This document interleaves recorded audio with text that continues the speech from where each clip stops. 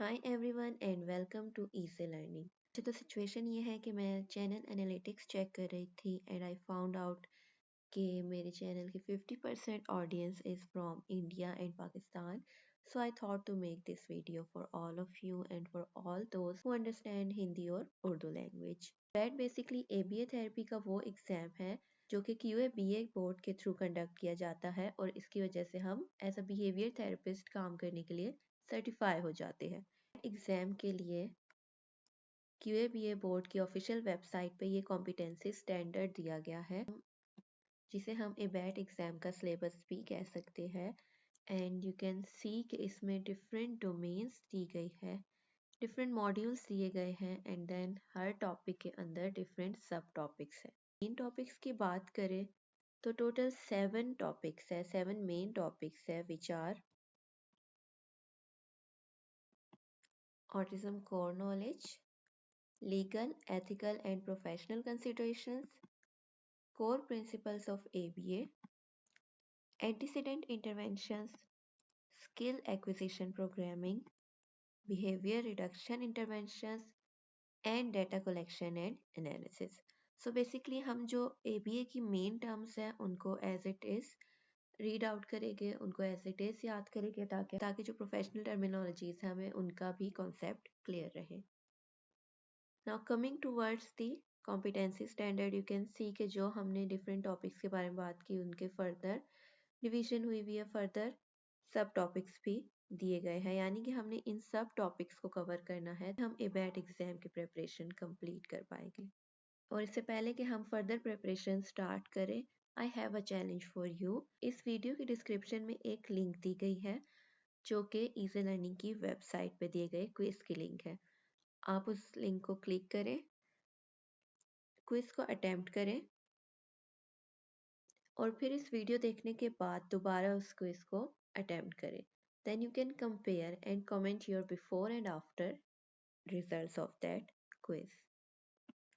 सो बिना देर किए स्टार्ट करते हैं ऑटिज्म कोर नॉलेज हमारे फर्स्ट टॉपिक फर्स्ट मॉड्यूल से,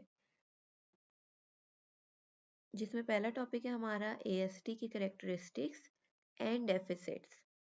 सेकंड टॉपिक है कि ऑटिज्म को स्पेक्ट्रम डिसऑर्डर क्यों कहा जाता है और क्या उसके कोर डेफिसिट्स है DSM-5 के अकॉर्डिंग. कि अर्ली डायग्नोसिस में कौन से रेड फ्लैग्स यूज किए जाते हैं, ऑटिज्म स्पेक्ट्रम डिसऑर्डर के रिस्क फैक्टर्स और ASD से रिलेटेड डिफरेंट टर्म्स जिनमें pragmatic language, receptive and expressive language, sensory motor, social skill, joint attention, stereotypy शामिल है. फिर हम डिस्कस करेंगे कि कौन कौन से डिसऑर्डर्स ASD के साथ लिंक किए जाते हैं जिनमें लर्निंग डिसेबिलिटी, प्रोसेसिंग डिसऑर्डर शामिल है, और उसके साथ साथ हम उन डिसऑर्डर्स की बात करेंगे जो कि ASD के साथ कोमॉर्बिड होते हैं, यानी कि एट अ सेम टाइम अकर हो रहे होते हैं. Starting with the very first ASD and common characteristics and deficits. जब सोशल कम्युनिकेशन और इंटरेक्शन में चैलेंजेस आ रहे हो तब हम ASD को पहचानते हैं. उसके साथ साथ इसमें बहुत ही रिपीट होने वाली, बार बार होने वाली मूवमेंट्स होती है, बिहेवियर होते हैं, कोई एक्टिविटीज़ हो सकती है या इंटरेस्ट हो सकते हैं जो कि बार बार हो रहे हैं. फॉर एग्जांपल किसी बच्चे का बार बार शोल्डर्स को हिलाना, बार बार वॉक शुरू कर देना, एक ही एक्टिविटी बार बार रिपीट करना. So basically restricted and repetitive behaviour मौजूद होना और उसके साथ साथ सोशल कम्युनिकेशन में चैलेंजेस आना ASD को करेक्टराइज करते हैं, यानी इनके थ्रू हम कह सकते हैं कि there might be the chance of ASD. और अगर हम ASD के कॉमन डेफिसिट्स यानी किन चीज़ों में डिफ़िकल्टीज हो रही होती है, किन चीज़ों की कमी हो रही होती है, किन चीज़ों में चैलेंजेस होते हैं, उनकी बात करें तो कॉमन डेफिसिट्स है सोशल इंटरेक्शन में, कम्युनिकेट करने में, सेंसरी सेंसिटिविटीज़ में, यानी कि जो आपकी सेंसेशंस हैं उनसे रिलेटेड आपको कोई सेंसिटिविटी है, आपको हेयरिंग से रिलेटेड लाउड नॉइस जो है उससे रिलेटेड कोई चैलेंजेस है, या फिर आपका बिहेवियर रेपिटेटिव है. तो इन सब चीज़ों में डेफिसिट्स होते हैं, तब हम बात करते हैं कि यहाँ ASD की प्रेजेंस हो सकती है. यानी कि हम डेफिसिट्स और कैरेक्टरिस्टिक्स में communication and interaction, repeat behaviour और सेंसरी सेंसिटिविटी, इन 3 मेन टॉपिक्स की बात करते हैं। Then comes autism as a spectrum disorder and core deficits, कि ऑटिज्म को एज अ स्पेक्ट्रम डिसऑर्डर क्यों कहा जाता है, और DSM-5 जो कि है डायग्नोस्टिक स्टैटिस्टिकल मैनुअल, यानी DSM-5 जो बुक है उसके अकॉर्डिंग ASD में क्या कोर डेफिसिट्स हो सकते हैं, हम उसकी बात करेंगे। तो बेसिकली ASD को DSM-5 में एक न्यूरो डेवलपमेंटल डिसऑर्डर के नाम से जाना जाता है, यानी कि उसमें आपकी जो डेवलपमेंट, आपकी ग्रोथ से रिलेटेड माइलस्टोन है और आपकी ब्रेन डेवलपमेंट है उससे रिलेटेड जो आपकी इश्यूज है, वहाँ पे हम उसको क्लासिफाई करते हैं। स्पेक्ट्रम क्यों कहा जाता है, क्योंकि इसके डिफरेंट जो सिम्टम्स हैं और इसकी जो सिवियरिटी है, माइल्ड, मॉडरेट, सिवियर, जितने भी आपकी सिवियरिटी है वो डिफरेंट पर्सन में वेरी करेगी। हर इंसान में अलग तरह के सिम्टम्स हो सकते हैं या फिर अलग तरह की सिवियरिटी हो सकती है, इसलिए हम इसको स्पेक्ट्रम डिसऑर्डर भी कहते हैं। DSM-5 के अकॉर्डिंग अगर हम कोर डेफिसिट्स की बात करें तो पहले जैसे हमने कहा था कम्युनिकेशन, इंट्रैक्शन, रिपीट बिहेवियर और सेंसरी सेंसिटिविटीज, तो वो हमने एक जनरल बात की थी। बट जब हम DSM-5 के अकॉर्डिंग बात करें तो सोशल इमोशनल रेसिप्रोसिटी, आपको जो है वो इमोशनली या सोशली कैसे कन्वर्सेशन को मेंटेन करना है, कैसे कैरी आउट करना है, कैसे आपने exchange of emotions, exchange of communication बतानी है, वहाँ पे आपको डेफिसिट्स हो सकते हैं, वहाँ पे आपको चैलेंजेस, डिफ़िकल्टी हो सकती है। एज पर DSM-5 ASD में ये डिफ़िकल्टी हो सकती है। उसके साथ साथ आपकी जो नॉन वर्बल यानी कि जो आपकी जेस्चर्स हो गए, आपका आई कांटेक्ट हो गया, आपकी बॉडी लैंग्वेज हो गई, वहाँ पे आपको डिफ़िकल्टीज हो सकती है। रिलेशनशिप को बनाना, बनाए रखना और समझना, इन तीनों चीज़ों में भी आपको चैलेंजेस का सामना हो सकता है। And again restricted and repetitive pattern of behaviour, interest और एक्टिविटीज़, यहाँ पे हम कहते हैं कि restricted and repetitive pattern of BIA, behaviour, interest और एक्टिविटीज़, तीनों में से कुछ भी हो सकता है। जो कि ASD के क्लाइंट्स में होता है कि वो सेमनेस पे इंसिस्ट करते हैं, उनका होता है कि वो हाईली रिस्ट्रिक्टेड इंटरेस्ट रखते हैं और उनका आइदर बिहेवियर हो, इंटरेस्ट हो या एक्टिविटीज़ हो, उनके पैटर्न्स रिपीटेटिव होते हैं। Red flags used in early diagnosis, red flags, which is a common term that we use in almost our daily life, तो जब हम ASD की बात करें तो अर्ली डायग्नोसिस में कुछ रेड फ्लैग्स होते हैं, कुछ वार्निंग साइंस होते हैं जिसके थ्रू हमें हेल्प मिल सकती है कि हम ASD को अर्ली डायग्नोस कर सके, अर्ली उसको आइडेंटिफाई कर सके। इन वार्निंग साइंस में lack of eye contact, so basically कि वो आई कांटेक्ट नहीं कर रहा, स्पीच या लैंग्वेज में डिले है, this a global developmental milestone जो कि हमें बताता है कि ऑलमोस्ट बच्चे अप्रोक्सीमेटली या ऑन एवरेज इस एज में 1 वर्ड बोलना शुरू करते हैं, 2 वर्ड्स बोलना शुरू करते हैं, सेंटेंस फॉर्मेशन शुरू करते हैं। तो अगर उस एवरेज से बहुत ज़्यादा ऊपर आ रहा है, बहुत ज़्यादा डिले आ रहा है, तो हम कहते हैं कि यहाँ पे माइलस्टोन डिले है, यहाँ पे स्पीच या लैंग्वेज की स्किल्स में डिले है। उसके साथ साथ अगर बच्चे की सोशल इंटरेक्शन या तो लिमिटेड है या बिल्कुल ही नहीं है, ये भी एक रेड फ्लैग हो सकता है, ये भी एक वार्निंग साइन हो सकता है अर्ली डायग्नोसिस का। रेपिटेटिव बिहेवियर, हाथों को मारना, तालियां बजाना बहुत ज़्यादा, शोल्डर्स को बैक एंड फोर्थ मूव करना, there can be many movements, there can be many activities और इंटरेस्ट जो कि रेपिटेटिव हो। Resistance to change in routine, भी आप रूटीन में चेंज लाना चाहे तो they can show extreme tantrum, they can resist के आप उस रूटीन, आप सेम रूटीन को कैरी आउट करें। So these are not necessary कि अगर बच्चों में ये साइंस है तो वो ऑटिज्म के ही हो, but these could be the red flags के जिन पे हमें फर्दर असेसमेंट करने की ज़रूरत है कि क्या वाकई ये ऑटिज्म के कैटेगरी में फॉल करता है या नहीं। And then unusual sensitivity to sensory stimuli, कि जो हमारे 5 सेंसेस है उनमें से किसी भी सेंसरी स्टिमुलाई में कोई अनयूजुअल सेंसिटिविटी है तो वो भी हमारा रेड फ्लैग ऑफ ऑटिज्म या अर्ली डायग्नोसिस है। Risk factor for autism spectrum disorder. So basically multiple factors है जो कि ऑटिज्म स्पेक्ट्रम डिसऑर्डर के रिस्क फैक्टर के तौर पे कंट्रीब्यूट करते हैं, जिसमें जेनेटिक फैक्टर की अगर हम बात करें, अगर किसी पेरेंट्स के एक बच्चे को ऑलरेडी ऑटिज्म है तो 1 in 5 चांस है, 20% चांस है कि उनके नेक्स्ट बच्चे को भी ऑटिज्म हो। And if there are twins और वो आइडेंटिकल है इंस्टेड ऑफ फ्रेटर्नल, उनमें ऑटिज्म होने के चांसेस काफ़ी ज़्यादा है। इसके साथ साथ अगर जो सिबलिंग ओल्डर सिबलिंग है उसको ऑटिज्म है तो नेक्स्ट बच्चे का ऑटिज्म डायग्नोसिस का चांस 32% इंक्रीज हो जाता है। हमें ये जो फैक्ट्स एंड फिगर्स हैं इनको भी माइंड में रखने की ज़रूरत है, because a bat exam is based on MCQs, तो उसमें ये एमसीक्यूज भी आ सकते हैं। जेनेटिक म्यूटेशंस की अगर हम बात करें तो वो 15% कंट्रीब्यूट करती है ऑटिज्म स्पेक्ट्रम डिसऑर्डर के। जेनेटिक फैक्टर्स के साथ साथ प्रीनेटल एंड पेरिनेटल फैक्टर्स भी इन्वॉल्व होते हैं, जिसमें मेनली जो है अगर पेरेंटल एज की बात की जाए तो फॉर एग्जांपल फादर की एज अगर बहुत ज़्यादा है कंपैरेटिवली, तो फिर वहाँ पे हमारा 11% चांसेस इंक्रीज हो जाते हैं कि उनके ऑफस्प्रिंग्स में, उनके बच्चों में ऑटिज्म हो। इसके अलावा exposure to environmental toxins, birth के दौरान जो कॉम्प्लिकेशंस होती है उसकी वजह से भी ऑटिज्म हो सकता है। इंक्रीज्ड अवेयरनेस की वजह से भी हमारा जो ऑटिज्म में इंक्रीज शो हुआ है वो 16% है। Half of the increase is still unexplained, जिनमें न्यूरोलॉजिकल फैक्टर्स भी है कि आपके ब्रेन स्ट्रक्चर और फंक्शन में कोई डिफरेंस है, या फिर डिफरेंट प्रीनेटल एक्सपोजर और इन्फेक्शन, यानी ड्यूरिंग प्रेगनेंसी भी अगर कोई एक्सपोजर है या इन्फेक्शन रहा है तो उसके थ्रू उसकी वजह से भी ऑटिज्म हो सकता है, बट इनके इन पे अभी फर्दर रिसर्च रिक्वायर्ड है।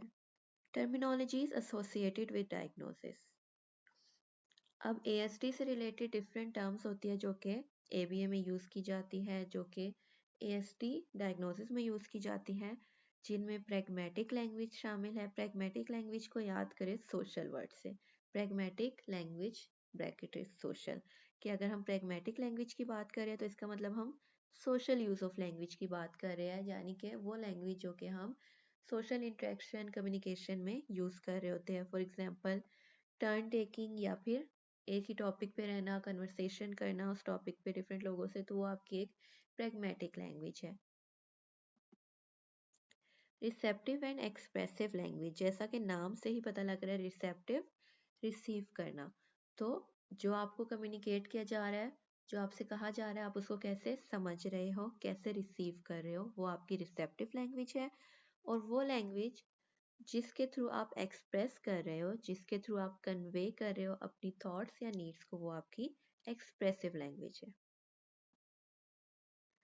Sensory motor, so basically sensory sensation से रिलेटेड जो आपकी सेंसरी प्रोसेसिंग हो रही है, और मोटर यानी कि जो आपकी मोटर मूवमेंट्स है, मोटर कोऑर्डिनेशंस है, उनकी जो डिफिकल्टीज है, तो वो उन दोनों को आप सेंसरी मोटर के through term sensory motor term के थ्रू रेफर करते हैं। इसके अलावा जो टर्मिनोलॉजीज यूज होती है, सोशल स्किल्स, नाम से ही आइडिया हो रहा है कि जो आप लोगों के साथ कम्युनिकेट करने में, इंटरेक्ट करने में आपकी स्किल्स होती हैं, उनको हम सोशल स्किल्स कहते हैं, उनको हम आपकी सोशल एबिलिटीज, सोशल स्किल्स कहते हैं। जॉइंट अटेंशन, अटेंशन यानी कि आपका जो फोकस है, joint at the same time. So जब आपकी एबिलिटी कि आप किसी और बंदे के साथ same event, same topic, same object पे फोकस कर रहे हैं, तो वो हम उसको जॉइंट अटेंशन कहेंगे। फॉर एग्जांपल, मैं अगर पॉइंट आउट करती हूँ किसी ग्लास की तरफ, so you also look at that glass, हम दोनों की जॉइंट अटेंशन क्या है, सो हम दोनों की जॉइंट अटेंशन की जो एबिलिटी है, it will be good. But अगर मेरा फोकस, मैं आपको पॉइंट आउट करती हूँ ग्लास की तरफ और आप देखते हैं किसी और चीज़ की तरफ, आप देखते हैं और आप देखने लग जाते हैं किसी पर्स की तरफ, किसी बाउल की तरफ, तो दिस वे जॉइंट अटेंशन की एबिलिटी उतनी इम्प्रूव्ड नहीं है। स्टीरियोटिपी, बेसिकली आपकी रेपिटेटिव मूवमेंट्स होती है या साउंड्स होती है, जो कि आप बार बार, इकुलेलिया इज ऑल्सो रेपिटेटिव साउंड्स। सो आपकी जो बार बार की मूवमेंट है वो आपकी स्टीरियोटिपिक मूवमेंट भी कहलाती है। Disorders commonly associated in differential diagnosis. Differential diagnosis basically हम कहते हैं कि क्या पता ये ASD है, क्या पता कोई और डिसऑर्डर्स है। तो वो जो आपका डाउट होता है ना कि आपका ये डिसऑर्डर्स भी हो सकता है और वो भी हो सकता है, क्योंकि उनके सिम्टम्स जो है वो सिमिलर है या ओवरलैप कर रहे हैं, तो वहाँ पे हम क्या यूज़ करते हैं, डिफरेंशियल डायग्नोसिस यूज़ करते हैं आइडेंटिफाई करने के लिए कि either it is this disorder और दैट डिसऑर्डर। तो जब ASD की बात करें तो हमने इसको डिफरेंट डिसऑर्डर से डिफरेंशिएट करना होता है। Learning disabilities, processing disorders, ADHD, anxiety disorder and intellectual disability. Learning disability से हम कैसे डिफरेंशिएट कर सकते हैं कि लर्निंग डिसेबिलिटी में आपको रीडिंग, राइटिंग या मैथ्स रिलेटेड डिफिकल्टीज हो सकती है, जबकि ASD में आपका था social communication and interaction, repetitive restricted behaviour, interest और एक्टिविटीज, सेंसरी सेंसिटिविटीज एक्सेट्रा, जबकि लर्निंग डिसेबिलिटीज में ये चीज़ें शामिल है। प्रोसेसिंग डिसऑर्डर्स में ये है कि आपकी जो विजुअल या ऑडिटरी प्रोसेसिंग है, आपकी देखने या सुनने की जो प्रोसेसिंग है उसमें चैलेंजेस हो सकते हैं। तो इस चीज़ से भी हम इसको डिफरेंशिएट कर सकते हैं कि ASD में डिफरेंट सिम्टम्स थे, यहाँ पे आपके डिफरेंट सिम्टम्स हैं। ADHD बेसिकली रेफर करता है इनअटेंशन, हाइपर एक्टिव होना या इम्पल्सिव होने की तरफ। और एंजाइटी डिसऑर्डर को हम ASD से कैसे डिफरेंशिएट कर सकते हैं कि एंजाइटी डिसऑर्डर में बहुत ज़्यादा परेशानी, बहुत ज़्यादा सोशल एंजाइटी और फोबियाज शामिल होते हैं। Meanwhile intellectual disability is basically जब आपकी इंटेलेक्चुअल फंक्शनिंग या आपका जो एडेप्टिव बिहेवियर है वो एवरेज से कम हो, तो वहाँ पे आपकी जो है वो इंटेलेक्चुअल डिसेबिलिटी हो सकती है instead of ASD। So basically that's how आप इन डिसऑर्डर्स को ASD से डिफरेंशिएट कर सकते हैं। Now there are some disorders जो कि ASD के साथ हो सकते हैं। इसके अलावा कुछ में ADHD भी साथ ही अकर हो रहा होता है, जो कि उनकी अटेंशन को, उनके इम्पल्स कंट्रोल को अफेक्ट कर रहे होते हैं। इसके अलावा जिन इंडिविजुअल्स में ASD होता है उनको एंजाइटी डिसऑर्डर्स का भी इशू होता है, जिसमें जनरलाइज्ड एंजाइटी, सोशल एंजाइटी और OCD शामिल है। एपिलेप्सी का रिस्क भी ASD में ज़्यादा होता है। Food sensitivities, constipations, sleep related issues, sensory processing related issues या फिर मूड डिसऑर्डर की तरफ भी उनकी जो वल्नरेबिलिटी होती है वो ज़्यादा होती है, यानी कि ये वो डिसऑर्डर्स है जो कि ASD के साथ साथ को-अकर हो सकते हैं या होते आ रहे हैं। So this was all about our first module. We have covered autism core knowledge.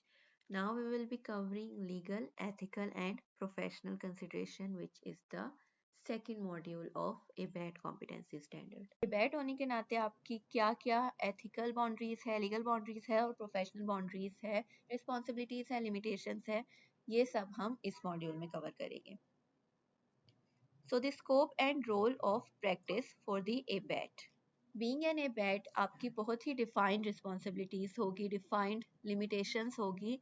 Defined responsibilities की बात की जाए तो being an ABAT आपकी responsibilities, आपके authorized task ये होते हैं कि आपने behavior intervention plan, यानी कि behavior से related जो भी आपने changes लानी है वो plans जो कि BCBA या QBA ने create की है, आप उनको implement करते हैं।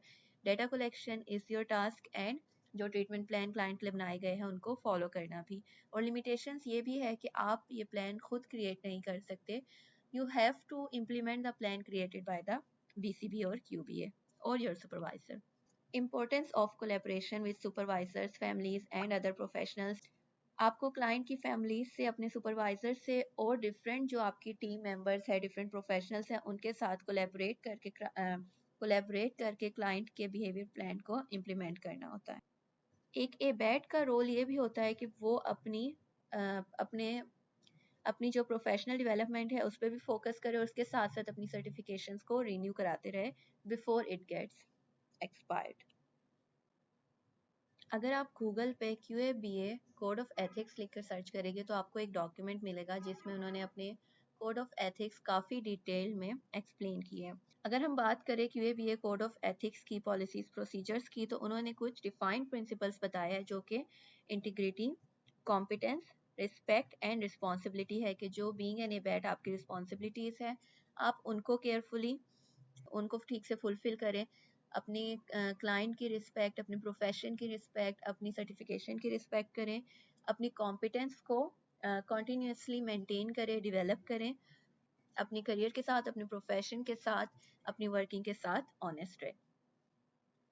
सो बेसिकली इन सब के साथ साथ आपने क्लाइंट की कॉन्फिडेंशियलिटी को मेंटेन करना होता है, यानी कि आपने उनकी इंफॉर्मेशंस को कॉन्फिडेंशियल रखना होता है, उनकी इंफॉर्मेशंस को सिक्योर रखना होता है, क्लाइंट की डिग्निटी को फोकस करना होता है कि क्लाइंट की डिग्निटी को किसी तरह आप हर्ट तो नहीं कर रहे, and along with this professional boundaries में रहना होता है, विच मीन्स कि you can not have dual relationship with your client और क्लाइंट्स फैमिली। अगर क्लाइंट की मदर आपकी बेस्ट फ्रेंड है, then you can not provide therapy to that client. You can refer, आप उनको रेफर कर सकते हैं, आप उनको खुद थेरेपी प्रोवाइड नहीं करें, क्योंकि बीइंग एन एबैट आपकी रिस्पॉन्सिबिलिटी है, एथिकल कंसिडरेशन है कि आपने प्रोफेशनल बाउंड्रीज मेंटेन करनी है।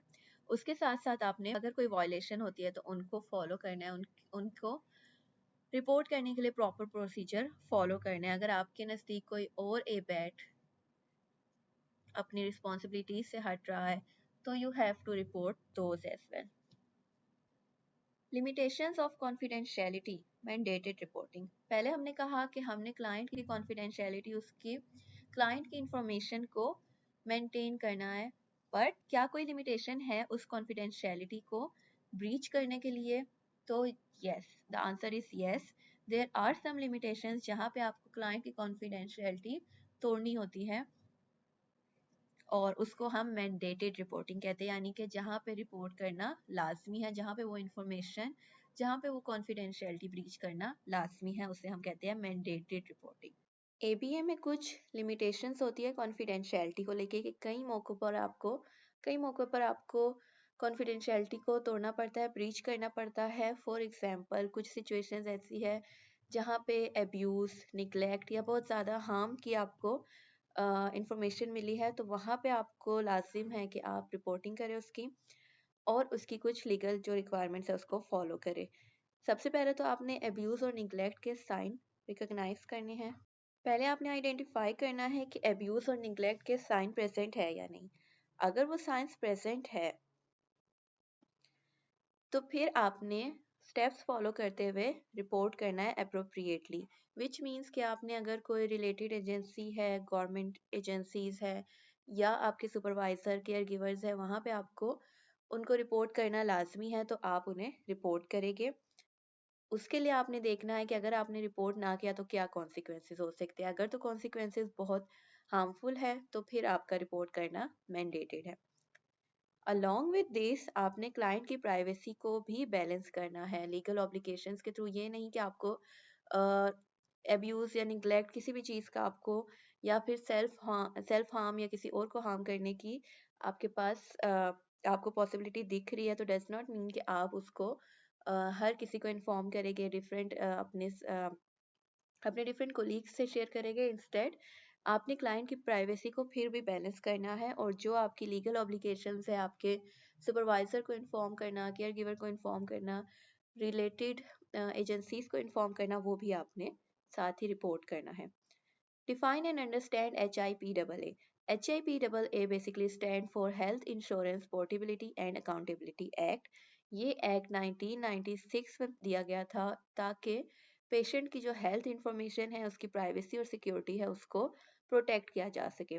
बेसिकली हम HIPAA में दो रूल्स को फॉलो करते हैं, एक प्राइवेसी रूल और एक सिक्योरिटी रूल। प्राइवेसी रूल में हम PHI प्रोटेक्टेड है, हमारे पास जो हमारे पास इलेक्ट्रॉनिक हेल्थ इंफॉर्मेशन है उसको कैसे प्रोटेक्ट करना है, उसके लिए हम स्टैंडर्ड या रूल सेट करते हैं। HIPAA जो है वो पेशेंट्स को राइट देता है अपने डेटा से। बेसिकली इसका मकसद ये है कि जो हेल्थ केयर प्रोवाइडर्स है, जो इंश्योरर्स है या फिर जो बिजनेस एसोसिएट्स है, वो पेशेंट की कॉन्फिडेंशियलिटी को फॉलो करे स्ट्रिक्टली, और उससे रिलेटेड स्ट्रिक्ट सिक्योरिटी मेजर्स को फॉलो करे, ताकि उनकी जो हेल्थ इंफॉर्मेशन है वो प्रोटेक्ट रहे। HIPAA क्लाइंट्स को ये राइट देता है। Advocacy and collaborative approach to intervention. Again,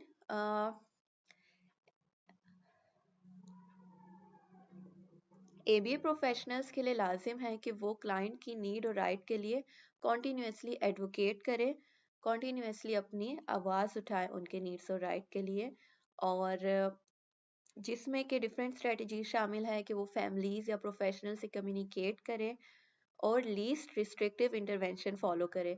यानी कि हम ये भी कह सकते हैं कि एबीए में पनिशमेंट को कम से कम यूज़ किया जाता है और उन पनिशमेंट्स को यूज़ किया जाता है जो कि क्लाइंट को रिस्ट्रिक्ट ना कर रही हो, क्लाइंट के basic human rights, basic needs को निगलेक्ट ना कर रही हो। इसके साथ साथ लाजिम है कि आप क्लाइंट के parents, care giver, teacher, school personal और डिफरेंट जो हेल्थ केयर प्रोवाइडर्स हैं उनके साथ आप कोलैबोरेटिव रिलेशनशिप रखें, यानी कि उनके साथ आप एज अ टीम काम करें instead of working on your own. Individualise treatment planning is very important कि आप क्लाइंट सेंटर्ड अप्रोच फॉलो करें, क्योंकि हर क्लाइंट की अलग अलग बिहेवियर्स होते हैं, अलग रिक्वायरमेंट्स हो सकती है, डिफरेंट नीड्स हो सकती है, डिफरेंट फंक्शंस ऑफ बिहेवियर हो सकते हैं। तो जो आपकी क्लाइंट से रिलेटेड ट्रीटमेंट प्लानिंग है आप उसी पे फोकस करें और इंडिविजुअलाइज ट्रीटमेंट प्लानिंग को एडवोकेट करें। इसके साथ साथ आपने कल्चरल सेंसिटिविटी और डाइवर्सिटी पे भी फोकस करना है। अलोंग विद दिस आपने जो है वो सेल्फ एडुकेसी और इंडिपेंडेंस पे फोकस करना है, इसको आपने प्रमोट करना है, क्योंकि हमारा एबीए के हम डिफरेंट टेक्निक्स का गोल देखें तो हमारी स्किल एक्विजिशंस हो गई, बिहेवियर रिडक्शंस हो गई, हम उन सब में ये देखते हैं कि हम बच्चे को कैसे कम सपोर्ट की तरफ और ज़्यादा इंडिपेंडेंस की तरफ उसको लेकर आए। तो यहाँ पे हमारी प्रमोशन किस चीज़ की हो रही है कि हम इंडिपेंडेंस बच्चों में प्रमोट करें। IEP individualized education program basically एक डॉक्यूमेंट है आइडिया के थ्रू जो कि आउटलाइन करता है कि हमारा जो इंडिविजुअलाइज यानी हर क्लाइंट के जो स्पेसिफिक पर्सनलाइज्ड एजुकेशन गोल्स होते हैं, जो उनसे रिलेटेड उनको सर्विसेज प्रोवाइड करनी है या जो अकोमोडेशंस उनको प्रोवाइड करनी है इन स्टूडेंट्स को विद एनी डिसेबिलिटी और विद एनी कंडीशन और डिसऑर्डर। जो एबीए प्रोफेशनल्स हैं उनका काम ये होता है कि वो आईईपी के गोल्स को सपोर्ट करें, इम्प्लीमेंट करें। ये stands for individuals with disabilities education act, जो कि उन स्टूडेंट्स को जिनमें कोई डिसेबिलिटीज है, जिनकी कोई कंडीशंस है या कोई डिसऑर्डर्स है, तो वो आइडिया एक्ट के थ्रू ये चीज़ इंश्योर होती है कि इन बच्चों को फेप यानी कि free appropriate public education provide की जाए in the least restrictive environment in LRE, जहाँ पे उन पे रिस्ट्रिक्शंस कम से कम हो और उनको फ्री एजुकेशन भी प्रोवाइड की जाए, free appropriate public education. So basically idea federal law है, जबकि आईईपी इंडिविजुअलाइज्ड एजुकेशन प्लान है, और आईईपी को हम आइडिया के थ्रू, इस लॉ के थ्रू ही बनाते हैं। नेक्स्ट हमारा टॉपिक है core principles of ABA. Classical and operant conditioning. Classical and operant conditioning are very famous, especially related to ABA. Classical conditioning जो है वो इवान पेवलोव ने दी थी, और क्लासिकल कंडीशनिंग ये कहती है कि लर्निंग तब होती है जब आपकी जो है वो एक न्यूट्रल स्टिमुलस बेसिकली कहते हैं चेंज को। तो न्यूट्रल वो है जो किसी चीज के साथ एसोसिएटेड नहीं है, उसको आप जो है वो एक रैंडम चेंज है एनवायरनमेंट में, कोई रैंडम चेंज या इवेंट है जिसको आप अनकंडीशनड स्टिमुलस के साथ लिंक करते हैं, एसोसिएट करते हैं, और इसकी वजह से जो न्यूट्रल स्टिमुलस है वो कंडीशनड स्टिमुलस बन जाता है और आपका जो रिस्पॉन्स है वो कंडीशनड आता है। यानी for example a bell leading to celebration in dogs, biology की हिस्ट्री में काफ़ी फेमस है, और इसकी अगर हम एक्सप्लेनेशन की तरफ आए तो बेसिकली इफ़ यू रिमेंबर के इवान पेवलोव ने जो एक्सपेरिमेंट कंडक्ट किया था उसमें डॉग्स में सेलिब्रेशन को फर्दर स्टडी किया था कि एक रिंगिंग बेल को पहले तो डॉग के साथ उन्होंने वैसे ही प्रेजेंट किया, अब वो एक न्यूट्रल स्टिमुलस है, वो एक न्यूट्रल चेंज है इन्वायरमेंट का। अब उसको उन्होंने क्या किया कि जब वो बेल को जब वो बेल को रिंग करते थे, जब वो बेल बजाते थे, तभी वो साथ ही खाना भी देते थे। अब खाना एक अनकंडीशनड स्टिमुलस है। अनकंडीशनड यानी कि आप किसी को ये नहीं सिखाते कि आपकी खाने की रिक्वायरमेंट है, ये आपकी बायोलॉजिकल नीड्स है। खाना हो गया, एयर हो गई, वार्मथ हो गई, तो ये आपकी बायोलॉजिकल रिक्वायरमेंट्स है, और बायोलॉजिकल रिक्वायरमेंट्स को जो आपके प्राइमरी रीइंफोर्सर्स होते हैं उनको हम अनकंडीशनड भी कहते हैं। तो इसी तरह जो आपका अनकंडीशनल जो आपका अनकंडीशनड स्टिमुलस है, खाना है, उसको हमने कैसे एसोसिएट किया? हमने रिंगिंग बेल एक न्यूट्रल स्टिमुलस के साथ प्रेजेंट किया डॉग को। अब आहिस्ता आहिस्ता क्या होने लगा कि पहले तो वो खाने को देख के उसमें डॉग में सेलिब्रेशन होती थी, वो बट इस न्यूट्रल स्टिमुलस रिंगिंग बेल का खाने के साथ इस तरह से कंडीशनिंग हो गई कि जब डॉग बेल की आवाज सुनता था तभी वो सेलिब्रेशन करने लग जाता था। यानी कि पहले तो सेलिब्रेशन थी खाने को देखकर, बट अब सेलिब्रेशन कब होने लगी? जब वो बेल की रिंगिंग सुन रहा है। सो बेसिकली वो जो बेल की रिंगिंग थी, वो जो न्यूट्रल स्टिमुलस था, वो एक कंडीशनड स्टिमुलस बन गया, और आपको वो रिस्पॉन्स उसके साथ कंडीशन हो गया बेल की रिंगिंग के साथ। नाउ ऑपरेंट कंडीशनिंग जो है वो बीएफ स्किनर ने दी थी। इसके अकॉर्डिंग लर्निंग कॉन्सिक्वेंस पे बेस करती है, और कॉन्सिक्वेंस जो है आपका कॉन्सिक्वेंस ही बताता है कि आपका क्या बिहेवियर होगा फर्दर। यानी कि आपका बिहेवियर या तो आपका बिहेवियर बढ़ेगा या फिर कम होगा। इसके अगर एग्जांपल हम ले, कॉन्सिक्वेंस यानी कि जो आपके रिजल्ट्स होते हैं, जो आपके नताइज होते हैं, जो आपको आफ्टर द बिहेवियर जो चीज़ मिल रही है, वो आपका कॉन्सिक्वेंस है। तो हमारी जो लर्निंग है ऑपरेंट कंडीशनिंग ये कहती है कि वो हमारे कॉन्सिक्वेंस पे, अगर हमने कोई बिहेवियर किया तो उस पे हमें क्या रिजल्ट्स मिले हैं, उस पे ये लर्निंग डिपेंड करती है। और उन्हीं कॉन्सिक्वेंस की वजह से जो हमारा बिहेवियर का दोबारा करना है, या तो वो बढ़ेगा या फिर हम उस बिहेवियर को करना छोड़ देंगे। Conditioned and unconditioned reinforcement and punishment. Unconditioned क्या होता है? बेसिकली अगेन हमने जो बात की थी कि जो आपको नेचुरली ही चीजें आपको या तो रीइंफोर्स करेगी, रीइंफोर्स का मतलब है कि आप वो बिहेवियर स्ट्रेंथन करेगी, और पनिश करेगी यानी कि आपका वो बिहेवियर वीकन करेगी। वो स्टिमुलाई, वो चेंजेस, वो इवेंट्स जो कि हमारे बिहेवियर को नेचुरली, जो कि हमारे बिहेवियर को खुद ब खुद इंक्रीज कर रही है या डिक्रीज कर रही है, रीइंफोर्स कर रही है या पनिश कर रही है, वो उनको हम कहते हैं अनकंडीशनड रीइंफोर्समेंट या फिर अनकंडीशनड पनिशमेंट। फॉर एग्जांपल अगर हम रीइंफोर्समेंट की बात करें तो फूड हमारी एक बायोलॉजिकल नीड है, तो वो एक नेचुरली ही हमें जो है फूड जो है वो रीइंफोर्स करता है, जबकि पेन जो है वो it feels like a punishment. तो वो नेचुरली आपको पेन हो रहा है तो वो चीज़ आपके बिहेवियर को आगे वीक करेगी। फॉर एग्जांपल आप तेज भागे और आप गिर गए हैं, तो आपको चोट लगी, आपको पेन हो रहा है, तो वो जो आपका तेज भागने वाला बिहेवियर है वो आहिस्ता आहिस्ता वो आहिस्ता आहिस्ता कम होता जाएगा। Condition reinforcement and punishment. अब जैसा कि हमने अनकंडीशन की बात की थी तो वो नेचुरली हो रहे थे, जबकि कंडीशन रीइंफोर्समेंट या पनिशमेंट वो होती है जो कि आपको पहले उसकी लर्निंग देनी होती है, आपको क्लाइंट को पहले वो चीज़ सिखानी होती है, तभी वो उनके लिए कंडीशन रीइंफोर्समेंट या पनिशमेंट बन जाते हैं, यानी कि उनकी एसोसिएशन किसी और चीज़ के साथ मिलके इफेक्टिव बनती है। फॉर एग्जाम्पल अगर हम मनी को फूड के साथ एसोसिएट करेंगे तब उसकी इफेक्टिवनेस ज़्यादा बढ़ेगी। The client can not eat the money himself, he needs to buy something with it. Foundational behavioural terminology.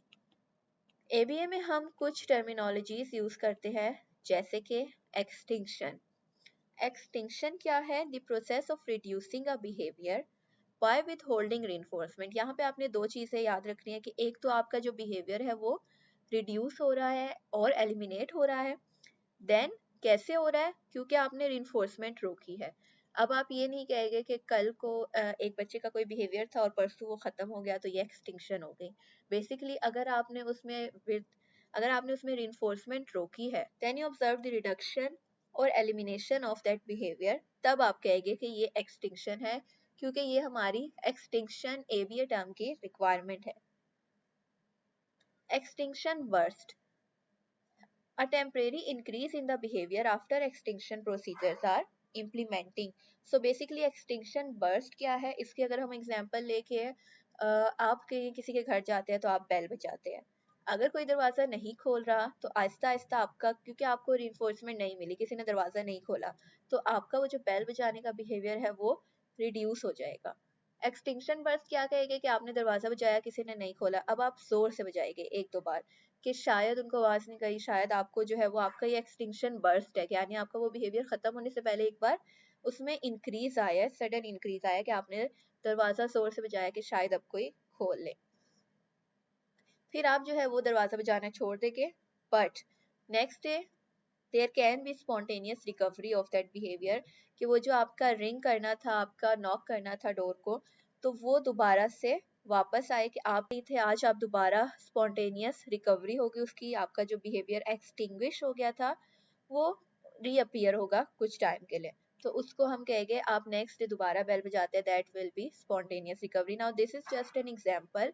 बच्चों की अगर हम बात करें, क्लाइंट्स की, बच्चों को ऑटिज्म है या और कोई कंडीशन है, तो उसमें हमारे पास अगर हम किसी बच्चे के बिहेवियर की एक्सटिंक्शन पे काम कर रहे हैं, तो पहले तो हमने उस बच्चे को अटेंशन नहीं दी, फॉर एग्जांपल वो उसकी रिइंफोर्समेंट है, तो वो बिहेवियर उसका कम होगा, हम उसको कहेंगे एक्सटिंक्शन हो रही है।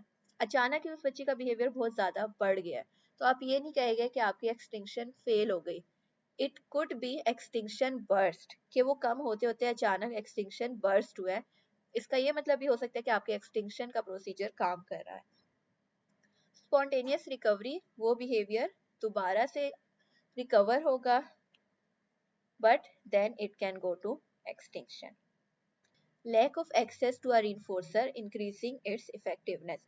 डिप्राइव करने से ये वर्ड निकला डेप्रिवेशन, यानी कि आप किसी को उस चीज के लिए डिप्राइव करें, उस चीज की कमी का एहसास दिलाए। भी बच्चों के रिइंफोर्सर्स हैं, उनकी इफेक्टिवनेस, उनकी वर्थ, उनकी वैल्यू बढ़ जाती है, क्योंकि अगर एक बच्चे का रिइंफोर्सर एक चॉकलेट है, उसको वो चॉकलेट घर पे भी मिल रही है, उसको चॉकलेट सेंटर में भी मिल रही है, तो उसके लिए वो चॉकलेट की वो वर्थ नहीं रहेगी। लेकिन जब उसको वो चॉकलेट घर पे मिलना बंद हो जाएगी और वही चॉकलेट उसको एक सेशन में मिल रही है, तो वो उसके लिए जो उसकी चॉकलेट का लैक ऑफ एक्सेस था, जो कि उसको ना मिलने का, घर पे ना मिलने की वजह से उसकी जो इफेक्टिवनेस थी वो बढ़ गई। सेटिएशन बेसिकली ऑपोजिट है डेप्रिवेशन का, over exposure to a reinforcer decreasing its effectiveness के। यही एग्जांपल जो हमने कही कि एक बच्चे को हर जगह चॉकलेट मिल रही है, यानी कि उसको ओवर एक्सपोजर मिल रहा है, वो हो जाएगी satiation. Stimulus as described as defined earlier, environment में कोई भी चेंज या इवेंट जिसकी वजह से बिहेवियर अफेक्ट हो, उसको हम कहते हैं कि ये स्टिमुलस है। डिस्क्रिमिनेटिव स्टिमुलस, अब स्टिमुलस तो चेंज या फिर इवेंट था, डिस्क्रिमिनेटिव स्टिमुलस वो है a cue that signals reinforcement is available for a specific behavior। So basically discriminative stimulus discriminate कर रहा है, फर्क कर रहा है एक स्टिमुलस को बाकी स्टिमुलस से, और वो फर्क क्या कर रहा है कि जो डिस्क्रिमिनेटिव स्टिमुलस है इस पे आपको रिइंफोर्समेंट मिलेगी। Stimulus control, when behavior is influenced by the presence of a specific stimulus, कि जब आपके पास specific change या event है तभी आपका behavior जो है वो शो होगा, कम होगा या ज्यादा होगा, उसमें हम कहते हैं कि यहाँ पे स्टिमुलस कंट्रोल है, इसी स्टिमुलस पे बिहेवियर अफेक्ट हो रहा है। Response, a specific instance of behaviour, behaviour का एक पार्ट हम कहते हैं कि इसका रिस्पॉन्स है, जब ज्यादा सारे रिस्पॉन्सेस बनते हैं तो हम उसको बिहेवियर कहते हैं। Motivating operation, environmental variables that influence the effectiveness of a reinforcer or punisher, कि अगर मोटिवेटिंग ऑपरेशन की अगर हम बात करें तो food is a reinforcer for someone, लेकिन अगर उस क्लाइंट को भूख ही नहीं लगी, तो उसकी मोटिवेटिंग ऑपरेशन या तो उसकी मोटिवेशन क्या होगी, फूड को लेके डाउन होगी, उसके लिए वो उतना reinforcer नहीं होगा जितना किसी एक हंग्री पर्सन के लिए वो चीज मोटिवेटिंग होगी। मोटिवेटिंग ऑपरेशन बेसिकली दो तरह के होते हैं, establishing operation and abolishing operation. Establishing यानी कि उस चीज की मोटिवेशन बहुत ज्यादा है, बढ़ रही है, और अबॉलिशिंग क्या है कि उसकी मोटिवेशन कम है या घट रही है। अगर आप ऑलरेडी सेटिएटेड है, ओवर एक्सपोजर हो चुका है आपका फूड से, तो फिर वो स्टैब्लिशिंग ऑपरेशन नहीं होगा, वो एबॉलिशिंग ऑपरेशन होगा, आपके जो रिइंफोर्सर की वैल्यू है वो कम होगी। Setting events, background factors that influence behavior कि along with whatever happening, जो behavioral factor है जिन्होंने उस behavior को influence किया, trigger किया, कम किया, ज़्यादा किया, whatever it is, तो वो हमारे setting events है। Principles and types of schedules of reinforcement and punishment. Continuous reinforcement, intermittent reinforcement. Basically अगर हम types of schedule of reinforcement की बात करें, यानी कि reinforcement किस किस तरीके से दी जा सकती है, तो वो दो तरह का होता है। या तो आप continuously reinforce करेंगे, यानी हर बार जब वो बिहेवियर करेक्ट है आप उस पर reinforcement दे रहे हैं, इसको हम कहेंगे continuous reinforcement। intermittent reinforcement ये होती है कि आप उसको reinforcement कुछ टाइम के बाद या कुछ रिस्पॉन्सेज के बाद दे रहे हैं, आप उसको हर बार नहीं दे रहे। इंटरमीडिएट रीइंफोर्समेंट में बेसिकली चार तरह की रीइंफोर्समेंट होती है, fixed ratio and variable ratio, fixed interval and variable interval. Ratio को याद रखें रिस्पॉन्स से, इंटरवल को याद रखें टाइम से। फिक्स्ड रेशो फिक्स्ड रिस्पॉन्स है, यानी कि रीइंफोर्समेंट इस बच्चे को इतने करेक्ट रिस्पॉन्सेज के बाद दी जाएगी, क्योंकि आपका एक फिक्स्ड नंबर ऑफ रिस्पॉन्स है जो कि फिक्स्ड रेशो कहलाता है। आपका है कि हर 5 करेक्ट रिस्पॉन्सेज पे बच्चे को रीइंफोर्समेंट दी जाएगी, तो ये हम कहेंगे फिक्स्ड रेशो है। अगर आपका नंबर ऑफ रिस्पॉन्सेज डिसाइडेड नहीं है, अनप्रिडिक्टेबल है, वेरी करता है, तो फिर हम कहते हैं कि ये वेरिएबल रेशियो है। रिइंफोर्समेंट जो है वो अनप्रिडिक्टेबल रिस्पॉन्सेज पे दी जा रही है। फॉर एग्जांपल कभी आपको थर्ड करेक्ट रिस्पॉन्स पे रिइंफोर्समेंट मिलती है, कभी आपको सेवंथ करेक्ट रिस्पॉन्स पे रिइंफोर्समेंट मिलती है। सो बेसिकली ये आपकी वेरिएबल रेशियो है, वेरी कर रही है आपको रिइंफोर्समेंट की रेशियो। फिक्स्ड इंटरवल, जैसा कि रेशो में fixed ratio fixed number of responses था, फिक्स्ड इंटरवल में टाइम फिक्स होता है, एक स्पेसिफिक टाइम होता है। फॉर एग्जांपल अगर हम रीइंफोर्समेंट की बात करें तो after 10 minutes the child will get reinforcement, तो ये आपका इंटरवल यानी कि टाइम आपका जो है वो फिक्स है and it will be fixed interval reinforcement. Variable में अगेन टाइम जो है वो अनप्रिडिक्टेबल होता है और वेरी करता है। फॉर एग्जांपल कभी आपको 5 मिनट्स बाद मिल रहे हैं, कभी आपको 7 मिनट्स बाद, कभी 10 मिनट्स बाद। यहाँ पे हम ले लेते हैं एवरेज, जहाँ पे हम वेरिएबल रेशो या वेरिएबल इंटरवल निकालना वहाँ पे हम उसकी एवरेज लेते हैं। फॉर एग्जांपल अगर एक बच्चे को आपने रिइंफोर्समेंट दी है पहले 2 करेक्ट रिस्पॉन्सेज के बाद, देन आपने 4 करेक्ट रिस्पॉन्सेज के बाद, तो अब इसमें आप वी आर क्या होगा इसका average, 2 + 4 is 6 and 6 divided by 2 is 3। So basically average we are क्या था आपका, वी आर 3 पे आप उसको एवरेज आप लेके टोटल नंबर ऑफ रिस्पॉन्सेज की और उनको प्लस करके डिवाइड कर देंगे। Contingent and non contingent, primary and secondary reinforcement and punishment. Contingent नाम से आइडिया हो रहा है कि ये किसी न किसी चीज के साथ कंडीशनड है, ये किसी न किसी चीज के साथ एसोसिएटेड है। कंटिजेंट रिइंफोर्समेंट या पनिशमेंट वो है कि जब आपका स्पेसिफिक बिहेवियर हो रहा है तभी आपको रिइंफोर्समेंट या पनिशमेंट दी जाएगी, यानी कि ये कंटिजेंट है। नॉन कंटिजेंट ये है कि आपको टाइम के ऊपर दी जा रही है, इतना टाइम हो गया आपको रिइंफोर्समेंट प्रोवाइड कर दी जाएगी। तो ये बेसिकली बिहेवियर पे डिपेंडेंट नहीं है, बेशक बिहेवियर हो रहा है या नहीं हो रहा, अगर आप नॉन कंटिजेंट रिइंफोर्समेंट प्रोवाइड कर रहे हैं तो आप ये चीज नहीं देखेंगे कि बिहेवियर हो रहा है, यानी आपने बस उसके फिक्स टाइम पे वो चीज प्रोवाइड करनी है। प्राइमरी रिइंफोर्सर्स पनिशर्स ऑलरेडी डिस्कस कर चुके हैं, वो चीजें जो कि नेचुरली रीइंफोर्स करिए या पनिश करिए विदाउट एनी प्रायर लर्निंग, पहले किसी लर्निंग के बगैर, जो कि नेचुरली हमें हमारे बिहेवियर को अफेक्ट करती है, फूड पेन। सेकेंडरी रीइंफोर्सर्स और पनिशर वो होते हैं जो कि एसोसिएशन के थ्रू इंसान सीखता है और उसमें हमारे पास मनी और प्रेज आ जाते हैं। Terms and definitions of applied verbal behaviour, mand, tact, echoic, intraverbal, autoclitic, listener responding. Basically हम ये 6 टर्म्स इसमें कवर करेंगे अप्लाइड वर्बल बिहेवियर में। मेंट कहते हैं रिक्वेस्ट करने को, कोई आइटम हो सकता है, कोई एक्शन, कोई इंफॉर्मेशन, तो हम कहते हैं कि ये मेंट कर रहे हैं, the client is manding, the client is asking for something. Tact करना होता है, फॉर एग्जाम्पल मैंने अगर बच्चे को कोई पिक्चर दिखाई है और वो उसको लेबल करते हैं कि दिस इज अ कैट, या फिर वो इन्वायरमेंट की तरफ मैं अगर पॉइंट आउट करती हूँ और वो उसको लेबल करते हैं, उसको डिस्क्राइब करते हैं, तो वो बेसिकली टैक्टिंग कर रहे हैं, वो उसको लेबल कर रहे हैं। एकोइक, नाम से आइडिया हो रहा है एको करना, रिपीट करना जो कि उन्होंने सुना है, यानी verbal imitation will be echoic. Intraverbal, intra means between.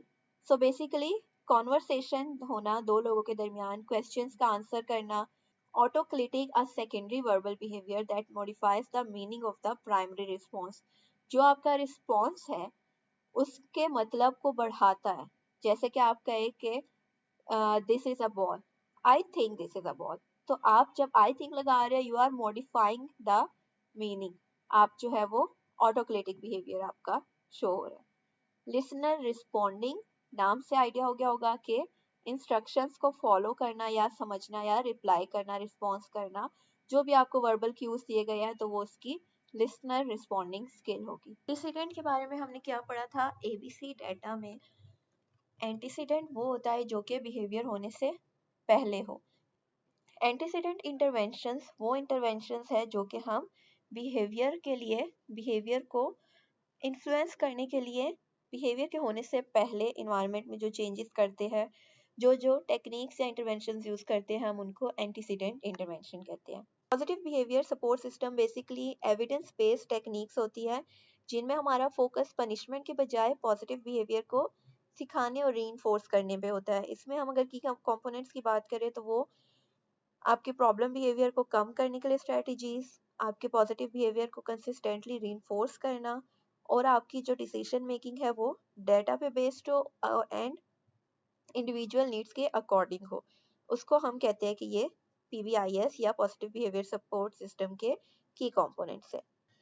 अगर हम एग्जांपल की बात करें तो हमारे पास अगर हम स्कूल्स में अच्छे बिहेवियर के लिए डिफरेंट रिवॉर्ड प्रोग्राम्स होते हैं, स्टार्स होते हैं, स्टार सिस्टम होता है, और उसके अलावा डिफरेंट जो है वो award system, reward system. So basically जो स्कूल में हमारा बिहेवियर, पॉजिटिव बिहेवियर को सपोर्ट करने के लिए प्रोग्राम्स बनाए जाते हैं उसको हम पॉजिटिव बिहेवियर की एग्जांपल कह सकते हैं. उसके अलावा जो जो कि हमारे फंक्शनल बिहेवियर से रिलेटेड असेसमेंट के बाद बनाए जाते हैं उनको भी हम पॉजिटिव बिहेवियर सपोर्ट सिस्टम की एग्जांपल कह सकते हैं. इनका फ़ायदा क्या होता है कि ये इन्वायरमेंट में एक पॉजिटिव लर्निंग जो है वो प्रमोट कर रहा है. अलोंग विद दिस जो हमारे डिसिप्लिनरी एक्शन है उनको कम कर रहा है. इंस्टेड सोशल इमोशनल जो इंसान की वेलबींग है उसको इम्प्रूव करने पे फोकस किया जा रहा है, अप्रोप्रिएट चीज़ें सिखा के instead of punishing. Identify and explain, pre mac principle को ग्रैंडमा रूल भी कहा जाता है. बेसिकली इसमें ये होता है कि फर्स्ट एंड देन की स्टेटमेंट की अगर हम बात करें तो वो प्री मैक प्रिंसिपल में अप्लाई होती है कि अगर आप पहले ये काम करो तब आपको ये चीज़ मिलेगी. So basically that is pre mac principle. जो चीज़ आपके लिए ज़्यादा रीइंफोर्सर के तौर पे काम कर रही होती है, आप उसको जो चीज़ आप प्रेफर करते हो उसको आपके लिए एज अ रीइंफोर्सर यूज़ किया जाता है. फॉर एग्जांपल अगर एक बच्चे का रीइंफोर्सर है वीडियो गेम्स, तो हम उसको कहेंगे कि first finish this homework and then you can play video games. So basically आप वो काम जो कि लो प्रोबेबिलिटी है जिनके होने की, फॉर एग्जांपल होमवर्क की, तो आप उसको हाई प्रोबेबिलिटी टास्क यानी कि वीडियो गेम्स के थ्रू लिंक करेंगे, पेयर करेंगे और उस बच्चे से वो काम करवाएंगे, वो बिहेवियर आप उससे इम्प्लीमेंट करवाएंगे. सो यहाँ पे हम फर्स्ट एंड देन रूल को प्री मैक प्रिंसिपल से रेफर करते हैं. Behavioural momentum, behavioural momentum basically जैसे आप कहें कि हमारा मोमेंटम बना हुआ है, तो जहाँ पे बिहेवियर का मोमेंटम बना होता है, फॉर एग्जाम्पल आप एक बच्चे को इजी टास्क दे रहे हैं, वो बच्चा इजीली कर पा रहा है, देन अगेन आप इजी देते हैं, देन अगेन फिर आहिस्ता आहिस्ता आप थोड़ा डिफिकल्टी लेवल इंक्रीज करते हैं. इससे क्या होता है, क्योंकि बच्चे को ऑलरेडी इजी सीरीज करते हुए उसका मोमेंटम डिवेलप हो गया, तो इस वजह से चांसेस है कि जो टास्क उसके लिए कॉम्प्लिकेटेड है वो उस बिहेवियर मोमेंटम की वजह से उस टास्क को भी कर सके. सो इससे क्या होता है कि आपका कॉन्फिडेंस और मोटिवेशन जो है वो बिल्ड होती है, और इसको हम बिहेवियरल मोमेंटम कहते हैं कि आपकी जो लाइक्लीहुड ऑफ कंप्लायंस है वो इंक्रीज हो जाती है after doing task with easy series.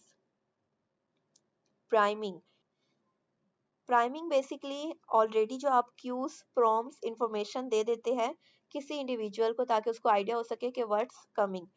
So for example showing pictures before transitioning to a new activity, आप कोई और एक्टिविटी कराने लगे आप उससे पहले उसकी पिक्चर्स दिखा देंगे कि this is what we are going to do या लेट्स डू दिस। सो आप उसको ऑलरेडी क्यूज प्रोवाइड करें, इंफॉर्मेशन प्रोवाइड करें कि you can expect this, you have to do this. So that is priming. इससे आपकी क्लाइंट्स में anxiety reduce होती है और प्रिडिक्टेबिलिटी बढ़ती है, उनको आइडिया होता है कि okay we are suppose to do this. Forced choice. Forced choice, अब आपको चॉइस भी मिल रही है बट फोर्स्ड है। हमारे पास एमसीक्यूज होते हैं, मल्टीपल चॉइस क्वेश्चन, वहां पे हमारे पास 4 ऑप्शंस होते हैं। अब हमारे पास चॉइस तो है कि हमने इनमें से कोई सिलेक्ट करना है, बट फोर्स्ड क्या है कि हमने इन्हीं में से चूज करना है। सो दैट इज फोर्स्ड चॉइस। इसी तरह आपके क्लाइंट को आप ऑप्शंस प्रोवाइड कर रहे हैं but those are limited, do you want this और दैट। सो उनको चॉइस मिल रही है but they are force to choose any one from the given option. So इसको हम कहते हैं forced choice. Identify common environmental and visual supports. अगर हम इन्वायरमेंटल और विजुअल सपोर्ट्स की बात करें तो ये बेसिकली वो सपोर्ट्स है जिनके थ्रू हमारी या तो हमें इन्वायरमेंट के थ्रू या हमें विजुअली कोई सपोर्ट मिल रहा है जिसके थ्रू हमारी लर्निंग हो रही है। अब अगर हम फंक्शनल कम्युनिकेशन ट्रेनिंग की बात करें तो ये वो मेथड है, ये वो ट्रेनिंग है जिस पे हमारा जो अप्रोप्रिएट बिहेवियर है, अप्रोप्रिएट वेज है कम्युनिकेट करने के, इंस्टेड के हम प्रॉब्लमेटिकली उसको कम्युनिकेट करें, हम टेंट्रम शो करें। क्लाइंट आपका जो है वो उस चीज़ को किसी प्रॉब्लम बिहेवियर के बजाय कैसे सही तरीके से कम्युनिकेट करें, इन तरीकों को सिखाने को आप कहते हैं फंक्शनल कम्युनिकेशन ट्रेनिंग, कि कैसे सही तरीके से कम्युनिकेट करना है। Picture exchange communication system PACS. PACS basically एक स्ट्रक्चर्ड सिस्टम है जहाँ पे आप क्लाइंट्स को डिफरेंट पिक्चर्स के थ्रू मेंट करना, रिक्वेस्ट करना सिखाते हैं, अपनी नीड्स को एक्सप्रेस करना भी सिखाते हैं। Teach treatment and education of autistic and related communication handicap children. Teach एक और टीचिंग अप्रोच है जो कि फिजिकल स्पेस में यूज की जाती है, जिसके थ्रू हम डिफरेंट स्केड्यूल्स, डिफरेंट जो है वो सिस्टम्स अप्लाई करके ऑटिज्म के बच्चों में और डिफरेंट बच्चे जिनको सर्टेन कंडीशंस है वो इसके थ्रू टीच मेथड के थ्रू उनको सिखाई जाती है, हेल्प की जाती है। इसके बेनिफिट्स में भी इंडिपेंडेंस का होना और एंजाइटी का कम होना शामिल है, यानी कि आपको विजुअल सपोर्ट्स मिल रहे हैं, आपको ऑलरेडी आपके स्केड्यूल्स जो है वो अवेयर किया जा रहा है, तो दैट वे आपकी जो प्रेडिक्टेबिलिटी है वो बढ़ेगी और एंजाइटी कम होगी। Next is social stories. Social stories name से आइडिया हो रहा है कि आप जो है वो शॉर्ट नरेटिव्स, शॉर्टली आप जो है वो डिफरेंट सिचुएशंस के थ्रू आप लर्निंग करा रहे हैं बच्चे को। आप ये नहीं कि आप रैंडमली कोई भी स्टोरी सुना रहे हैं, इंस्टेड जो आपके बच्चे की रिक्वायरमेंट्स है, जो जहाँ पे आपको उस बच्चे को कोई सोशल इंटरेक्शन कम्युनिकेशन से रिलेटेड कुछ सिखाना है, कोई गोल्स उसके फुलफिल कराने हैं, तो वहाँ पे आप अगर सोशल सिचुएशंस को लेके कोई स्टोरी बनाते हैं, कोई स्टोरी बच्चे को सिखाते हैं, तो वहाँ पे उसकी उस सोशल स्टोरी के थ्रू भी लर्निंग हो रही है। Video modelling. मॉडलिंग जैसा कि हमने कहा था कि डेमोन्स्ट्रेट करना बिहेवियर को, तो वीडियो मॉडलिंग यानी वीडियो के थ्रू डेमोन्स्ट्रेट करना बिहेवियर को, कि कैसे वीडियो के थ्रू आप बच्चों को जो है वो इमिटेशन स्किल सिखा सकते हैं, उनकी इमिटेशन स्किल वीडियो मॉडलिंग के थ्रू बढ़ा सकते हैं। विजुअल स्केड्यूल्स, ये वो चार्ट या इमेजेस है जिस पे आपकी डेली रूटीन्स या activities step by step mention होती है, और इनको हम विजुअल स्केड्यूल्स कहते हैं क्योंकि इनके थ्रू आपके बच्चों को जो है वो एक्टिविटीज और रूटीन्स का आइडिया होता है, और अगेन प्रिडिक्टेबिलिटी बढ़ती है एंड एंजाइटी कम होती है, जिसकी वजह से टास्क कंप्लीशन भी बेहतर तरीके से हो पाती है।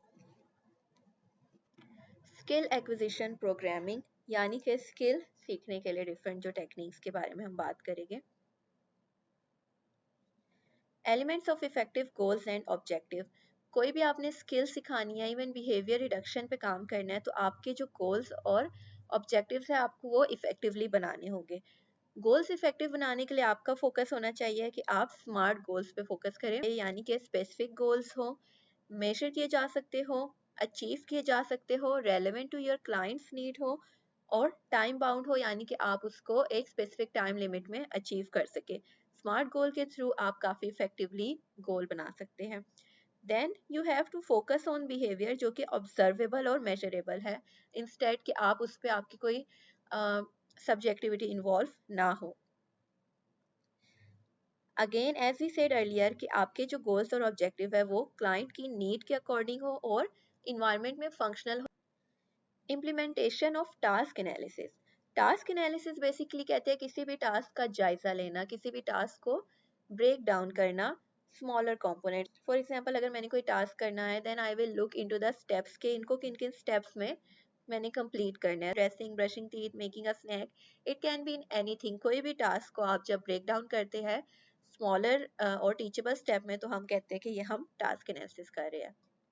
एंड रिमेंबर टास्क एनालिसिस जो है वो आप किसी को देख के अगर कोई और टास्क परफॉर्म कर रहा है, आप खुद परफॉर्म करते हैं या वीडियो मॉडलिंग के थ्रू, तो आप उसके थ्रू भी आइडेंटिफाई कर सकते हैं कि इस टास्क का टास्क एनालिसिस कैसे किया जाए। Coming towards prompt. Prompt basically cues होते हैं, असिस्टेंस होती है जो कि आप क्लाइंट को प्रोवाइड करते हैं। अगर हम प्रॉम्प्ट्स की बात करें तो बहुत ज़्यादा टाइप्स होती है प्रॉम्प्ट्स की। वर्बल प्रॉम्प्ट्स होती है जो कि आप बोलकर प्रॉम्प्ट देते हैं, बोलकर हेल्प करते हैं, क्यूज देते हैं। उसके अलावा फिजिकल प्रॉम्प्ट होती है जहाँ पे आप फिजिकल सपोर्ट प्रोवाइड करते हैं क्लाइंट को। And then there are gestural prompt, point करके, इशारा करके। एंड अगेन उसके अलावा आपके पास आ जाती है पोजिशनल प्रॉम्प्ट, यानी आपने क्लाइंट से कोई सवाल पूछा है, आपने उससे कहा है कि मुझे एप्पल वाला कार्ड दिखाए, तब आप फिर एप्पल वाला कार्ड उसके करीब रख देंगे ताकि क्लाइंट को पता हो कि this is the correct answer. इसको हम कहते हैं positional prompt. So basically these are many types of prompts. Least to most prompt कहते हैं कि जब आप सबसे पहले least intrusive task, least intrusive prompt दें, यानी कि वर्बली आप उनको हेल्प आउट करें। मोस्ट है जिसमें आप सबसे ज़्यादा इंट्रूसिव हो रहे हैं, सबसे ज़्यादा इन्वॉल्व हो रहे हैं, यानी कि आप फिजिकली गाइडेंस दे रहे हैं। तो लीस्ट टू मोस्ट प्रॉम्प्ट कहते हैं कि आप जब लीस्ट इंट्रूसिव प्रॉम्प्ट से स्टार्ट करते हैं और आहिस्ता आहिस्ता आप असिस्टेंस का लेवल बढ़ाते रहते हैं। आप वर्बल के साथ जेस्चर, आप वर्बल के साथ साथ उसको वर्बल के साथ साथ फिजिकली गाइडेंस भी देते हैं, तो that will be leads to most prompting. Initially क्या होता है कि आप इसके थ्रू इनिशियली क्लाइंट को इंडिपेंडेंस प्रोवाइड करते हैं कि वो अपने ओन पे वो टास्क परफॉर्म कर सके। और अगर आपको आइडिया हो जाता है कि यहाँ पे क्लाइंट परफॉर्म नहीं कर पा रहा, तब आप फिर प्रॉम्प्टिंग लेवल बढ़ाते हैं ताकि पहले वो क्लाइंट उस स्किल को मास्टर कर ले, देन आहिस्ता आहिस्ता आप अगेन प्रॉम्प्टिंग कम कर सकते हैं। प्रॉम्प्ट डिपेंडेंस यानी कि एक इंडिविजुअल प्रॉम्प्ट पे रिलाई करने लग गया है। एक इंडिविजुअल जो आप उसकी हेल्प कर रहे हैं, क्यूज प्रोवाइड कर रहे हैं, वो उसी पे रिलाई करता है और तभी वो टास्क कंप्लीट करता है। तब हम कहते हैं कि client has become prompt dependent. वहां पे प्रॉम्प्ट डिपेंडेंस आ गई है कि otherwise client is not completing the task. और प्रॉम्प्ट फेडिंग, जब हम प्रॉम्प्ट का लेवल आहिस्ता आहिस्ता से कम कर देते हैं, क्यों? ताकि इंडिविजुअल जो है, जो आपके क्लाइंट्स है, वो इंडिपेंडेंटली टास्क परफॉर्म कर सके। तो इस प्रोसेस को हम कहते हैं प्रॉम्प्ट फेडिंग, यानी रिड्यूस कर देना, हटा देना, लेवल ऑफ प्रॉम्प्ट्स को कम कर देना। और प्रॉम्प्ट डिपेंडेंस यानी कि प्रॉम्प्ट पे ही रिलाई करना। Demands and demand fading.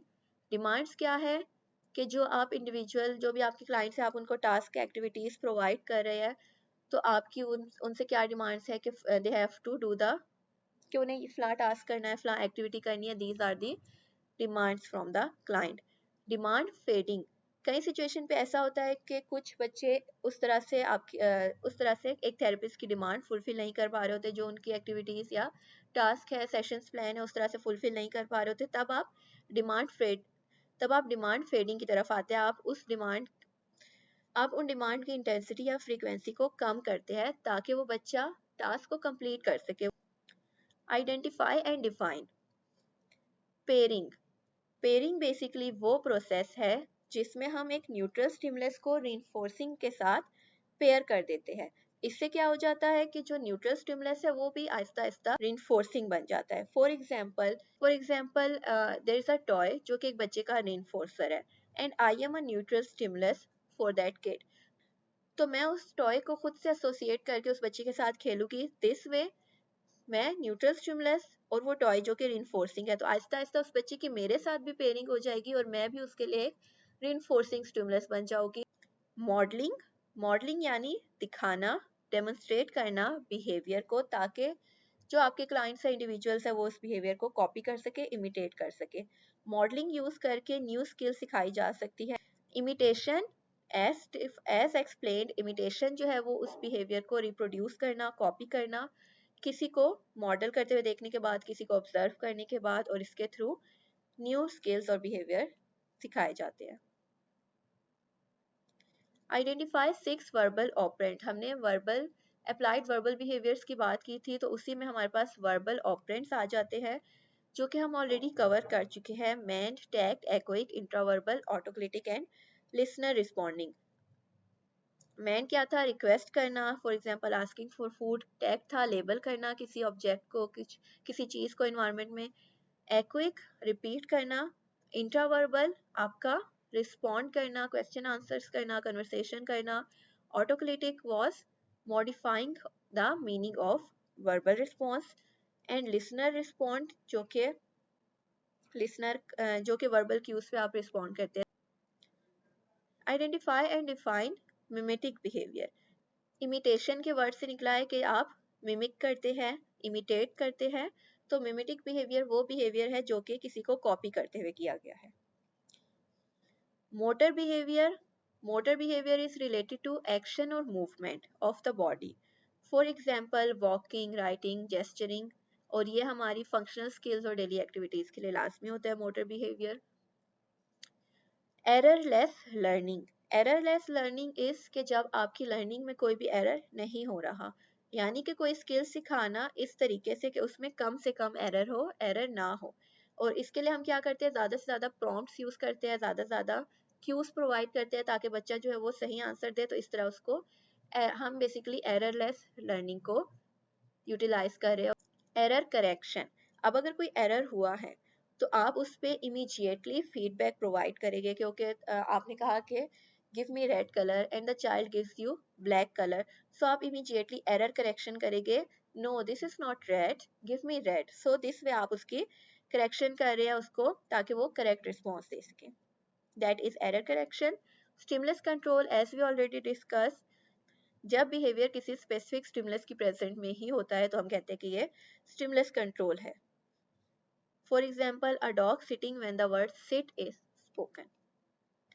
Stimulus transfer, stimulus control को जब ट्रांसफर किया जाता है एक स्टिमुलस से दूसरे स्टिमुलस पे, तो हम कहते हैं ये स्टिमुलस ट्रांसफर है। फॉर एग्जाम्पल पहले आपका जो बिहेवियर था वो प्रॉम्प्ट पे आ रहा था, अब वो इंडिपेंडेंटली आपको रिस्पॉन्स मिल रहा है, तो बेसिकली स्टिमुलस ट्रांसफर हो गया, जो कंट्रोल है वो ट्रांसफर हो गया। Transfer trial, the ABAT help transfer skills from control teaching environment to more natural settings, ensuring generalization of skill. तो बेसिकली एबेट का क्या रोल है? जनरलाइजेशन पे काम करने का भी, ताकि वो जो चीज़ें आपको कंट्रोल्ड इन्वायरमेंट में सिखाई गई है कैसे उनको नेचुरल सेटिंग में यूज़ करना है, इसलिए आपका ट्रांसफर ट्रायल्स में रोल होता है।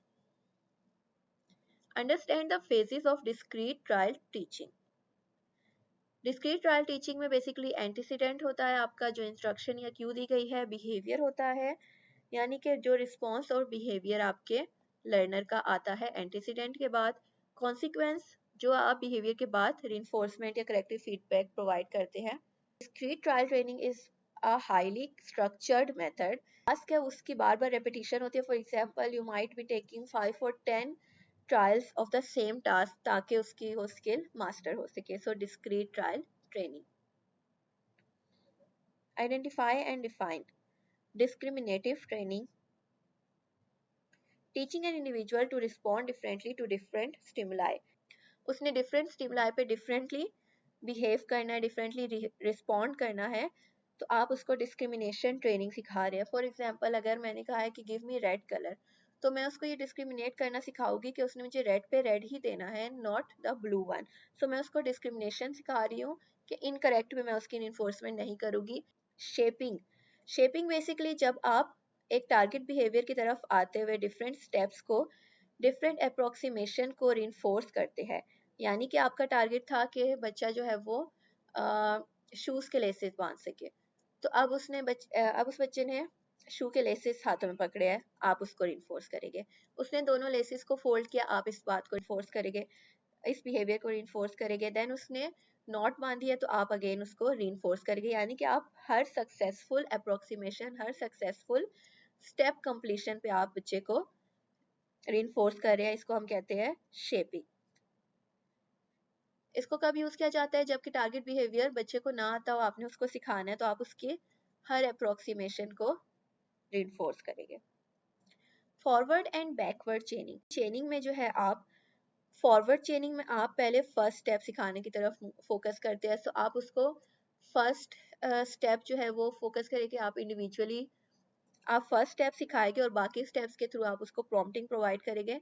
फोकस आपका ये होगा कि पहले आपने उसका फर्स्ट टास्क उसको फर्स्ट स्टेप अचीव कराना है, ये आपकी फॉरवर्ड चेनिंग होगी। बैकवर्ड चेनिंग में ये होता है कि आप बाकी सारे स्टेप्स तो उसको करा देते हैं, जो लास्ट स्टेप होता है ना आप उसको सिखाने पे फोकस करते हैं। नेचुरल इन्वायरमेंट टीचिंग, ये टीचिंग या ये ट्रेनिंग बेसिकली नेचुरल सेटिंग में यूज़ की जाती है। नेचुरल सेटिंग्स में नेचुरल रिसोर्सेज को यूज़ किए हुए सिखाई जाती है, ताकि क्लाइंट्स में जनरलाइजेशन का कॉन्सेप्ट बिल्ड हो, वो डिफरेंट कॉन्सेप्ट्स को जनरलाइज कर सके। जनरलाइजेशन एंड मेंटेनेंस, जनरलाइजेशन क्या है कि आपने अगर कोई बिहेवियर सिखाया है तो वो डिफरेंट सेटिंग्स में, बेशक डिफरेंट लोग हैं, कोई और सिचुएशंस है, वो उस चीज़ को, वो स्किल को कर सके, वो उस बिहेवियर को फॉलो कर सके, तो वो हम कहेंगे जनरलाइजेशन है। मेंटेनेंस क्या है, आपने एक स्किल सिखाई, देन आफ्टर 2 मंथ्स वो उस चीज को मेंटेन रख पाया या नहीं, that will be the maintenance, कि क्या वो बिहेवियर कुछ टाइम बाद भी रहा या नहीं। जनरलाइजेशन क्या है कि क्या वो बिहेवियर अलग अलग सेटिंग्स में कर सकता है। मेंटेनेंस क्या है, क्या वो बिहेवियर कुछ अरसे बाद भी उसके बच्चे की लर्निंग में रहा या नहीं। Pivotal behavior are key behavior that when targeted lead to widespread improvement in other areas. Pivotal behavior वो behavior है जो कि आपके टारगेट behaviors होते हैं, जिनमें आप इम्प्रूवमेंट लाते हैं और उनकी इम्प्रूवमेंट की वजह से आपके डिफरेंट एरियाज में भी इम्प्रूवमेंट आती है, यानी कि आपकी मोटिवेशन, सेल्फ मैनेजमेंट वगैरह भी बढ़ती है।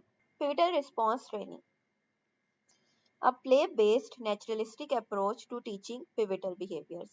बेसिकली आपने बच्चे की मोटिवेशन पे काम करना है, उसकी इंगेजमेंट पे काम करना है। डिफरेंट आपके फैक्टर्स हो सकते हैं, यानी कि किसी एक स्किल पे काम करने की वजह से बच्चे की डिफरेंट स्किल्स जो है वो बिल्ड होती है फर्दर, तो वहाँ पे आप उसको पिविटल रिस्पॉन्स ट्रेनिंग प्रोवाइड करते हैं। Now we are at the F module, at the 6th module, then our last module will be left. F module is on behavior reduction intervention. पहले हमने स्किल एक्विजिशन प्रोग्रामिंग पे काम किया, अब हम behaviour reduction intervention के बारे में बात करेंगे, यानी कि जहां अपने प्रॉब्लम बिहेवियर्स रिड्यूस करवाने हैं। Identify the components and purpose of a behaviour intervention plan. Behaviour intervention plan बनाए जाते हैं आपके प्रॉब्लम बिहेवियर को आइडेंटिफाई करने के लिए, उनको कम करने के लिए। और वो हम कैसे आइडेंटिफाई करते हैं, हम फंक्शनल बिहेवियर असेसमेंट करते हैं एंड देन हम फर्दर उनका प्लान बनाते हैं, रिटर्न प्लान बनाते हैं कि कैसे हमने उनकी प्रॉब्लमेटिक बिहेवियर पे काम करना है। बेसिकली पर्पस क्या होता है कि जो सोशली सिग्निफिकेंट बिहेवियर है वो इस तरह से इम्प्रूव हो कि वो इफेक्टिव भी हो और एथिकल भी हो। कंपोनेंट्स, बिहेवियर इंटरवेंशन प्लान के कंपोनेंट्स क्या होते हैं, यानी कि बिहेवियर इंटरवेंशन प्लान में कौन कौन सी चीजें होना लाजमी है। सबसे पहले behavioural definition, clear and specific description of the target behaviour. किन टारगेट बिहेवियर पे आप काम करना चाह रहे हैं, आपने उसको क्लियरली और स्पेसिफिकली डिस्क्राइब करना है, एक्सप्लेन करना है, आपने बिहेवियरल डेफिनेशंस प्रोवाइड करनी है। एंटीसीडेंट एंड कॉन्सिक्वेंसेस, आपने एबीसी डेटा भी लेना है, जो भी बिहेवियर पे आप काम कर रहे हैं उनसे पहले होने वाले और उनके बाद होने वाले, यानी कि ट्रिगर्स और रीइंफोर्सर्स वगैरह भी आपने प्रोवाइड करने हैं, बीआईपी में एक्सप्लेन करने हैं। फंक्शन ऑफ बिहेवियर, किसी भी बिहेवियर होने की वजह क्या है, क्या फंक्शन है, अटेंशन है, एस्केप है, असेस करना है किसी चीज को, या फिर सेंसरी स्टिमुलेशन है, वजह क्या है कि वो बिहेवियर क्यों हो रहा है, आपने वो भी आइडेंटिफाई करके एक बिहेवियर इंटरवेंशन प्लान में एक्सप्लेन करना है। इंटरवेंशंस, स्ट्रेटजीज बतानी है कि किन किन के थ्रू आप अप्रोप्रिएट बिहेवियर सिखाएंगे, या जो इनअप्रोप्रिएट बिहेवियर हो रहे हैं उनको रिड्यूस करने के लिए जो आप स्ट्रेटजीज यूज करेंगे वो भी आप अपने बीआईपी बिहेवियर इंटरवेंशन प्लान में एक्सप्लेन करेंगे। देन डेटा कैसे कलेक्ट करेंगे, किस तरीके से प्रोग्रेस को मेजर करेंगे। देन रिव्यू एंड इवेलुएशन, आपने रेगुलरली चेक करना है कि whether the plan is working और नॉट, क्या उसमें कोई चेंजेस की ज़रूरत है और उसके अकॉर्डिंग आपने उसको उसमें एडजस्टमेंट करनी है। Identify and describe the 4 functions of behavior and define FBA. 4 functions of behavior, behavior होते क्यों हैं? ABA में कहा जाता है कि there are mainly 4 functions of behavior, 4 वजह है जिसकी वजह से behavior होते हैं. These are attention, escape, access to tangible, automatic reinforcement. Behavior इसलिए कर रहा है क्योंकि उसे attention चाहिए. It can be verbal reaction, it can be physical reaction. Escape behavior. Escape can also be the reason behind a behavior. कि the client might be behaving like this because he wants to escape. He wants to avoid something. वो किसी situation से निकलना चाहता है. For example आपने उसको कोई टास्क करने का है एंड क्लाइंट जो है वो बार बार चलने लग जाता है, बार बार भागने लग जाता है. So basically there can be this function के वो स्केप चाहता है उस टास्क से. असेस टू टेंजिबल्स यानी कि किसी फिजिकल चीज को, कोई आइटम है, कोई एक्टिविटी है, कोई फूड है, उसको एक्सेस चाहिए उस चीज तक. किसी भी चीज को हासिल करना भी उसका फंक्शन हो सकता है. And then automatic reinforcement, sensory stimulation भी जिसे कहा जाता है कि आपको उस बिहेवियर के करने की वजह से ही उस बच्चे को सेटिस्फेक्शन मिल रही है. A process used to identify the purpose or function of behavior in order to develop effective interventions. Basically जब हम function of behavior और purpose of behavior पता लगाने के लिए process follow करते हैं उसको हम functional behavior assessment कहते हैं. So इसको हम कैसे identify कर सकते हैं? हम directly observe कर सकते हैं, हम client के caregivers को interview कर सकते हैं, therapist को interview कर सकते हैं. क्लाइंट अगर रिस्पॉन्डिंग है तो उससे हम फर्दर इंटरव्यू करके आइडेंटिफाई कर सकते हैं फंक्शन ऑफ बिहेवियर का. डेटा एनालिसिस कर सकते हैं कि ताकि हमें आइडेंटिफाई कर सके कि एंटीसीडेंट्स क्या थे, बिहेवियर क्या था और कॉन्सिक्वेंस क्या थे. इस सब प्रोसेस को हम फंक्शनल बिहेवियर असेसमेंट के थ्रू आइडेंटिफाई करते हैं. Contingency intervention. क्लाइंट्स को तब टोकन दिए जाते हैं जब वो डिजायरेबल बिहेवियर करते हैं और उसके बदले में देन फर्दर वो टोकन एक्सचेंज करके क्लाइंट की जो प्रेफर्ड आइटम्स है, जो क्लाइंट चाहता है, कोई एक्टिविटीज हो सकती है, खाना हो सकता है, कोई खाने की चीज हो सकती है, कुछ भी, तो वो उन टोकन को एक्सचेंज करके वो चीज भी हासिल कर सकते हैं. Positive practice. A procedure where an individual practice the correct behavior immediately after making an error. So basically गलती के बाद, कोई एरर के बाद फौरन से उसको करेक्ट कर देना will be the positive practice ताकि आपका जो करेक्ट रिस्पॉन्स है वो reinforce हो. ओवर करेक्शन के अगर फॉर एग्जांपल किसी बच्चे से कोई चीज गिर गई है, वो उसको भी साफ करेंगे and then they will do extra cleaning. So they are basically doing over correction जहाँ पे उनको ज्यादा जो है वो काम करना पड़ रहा है, ज्यादा करेक्शन करनी पड़ रही है अपने किसी बिहेवियर पे कि किसी बिहेवियर की वजह से उन्हें कोई कॉस्ट देनी पड़ी है, कोई नुकसान उठाना पड़ा है. सो इसमें आप अगर बात करें कि ये वो नेगेटिव पनिशमेंट है जहाँ पे आपका रीइंफोर्सर जो है वो या तो रिमूव कर दिया जाता है या कम कर दिया जाता है अगर आपने कोई प्रॉब्लम बिहेवियर किया. फॉर एग्जांपल अगर एक बच्चे ने कोई ऐसा बिहेवियर किया है जो कि प्रॉब्लमेटिक बिहेवियर था, तो अब हम क्या करेंगे कि वहां पे हम कहेंगे कि आपके रिइंफोर्सर में से, फॉर एग्जांपल उसका रिइंफोर्सर था वीडियो गेम्स खेलना, तो वहां पे आपको 30 मिनट्स के बजाय now you will get only 15 minutes, या फिर आज आप वीडियो गेम नहीं खेलेंगे. That is the response cost जो कि उस क्लाइंट को पे करनी पड़ रही है अपने बिहेवियर की वजह से. Time out, a procedure where the individual is removed from a reinforcing environment following an inappropriate behavior. Again कोई ऐसा behavior जो कि inappropriate था, maladaptive था, problematic behavior था, तो वहां पे आप उसको कोई इसका reinforcing environment है, कोई activity है जो कि वो करना पसंद करता है, तो वहां से आप उसको remove कर देंगे यानी कि आपने time out दिया है उस पे. Differential reinforcement basically 4 तरह की होती है. Differential reinforcement of other behavior, differential reinforcement of alternative behavior, differential reinforcement of incompatible behavior, and differential reinforcement of low rates of behavior. And we also talk about differential reinforcement of high rate. Basically differential reinforcement of rate जब हम बात करें तो वो low और high दोनों में आ जाती है. Coming towards differential reinforcement of other behavior, basically DRO, DRA, DRI and DRL. We will be covering these four.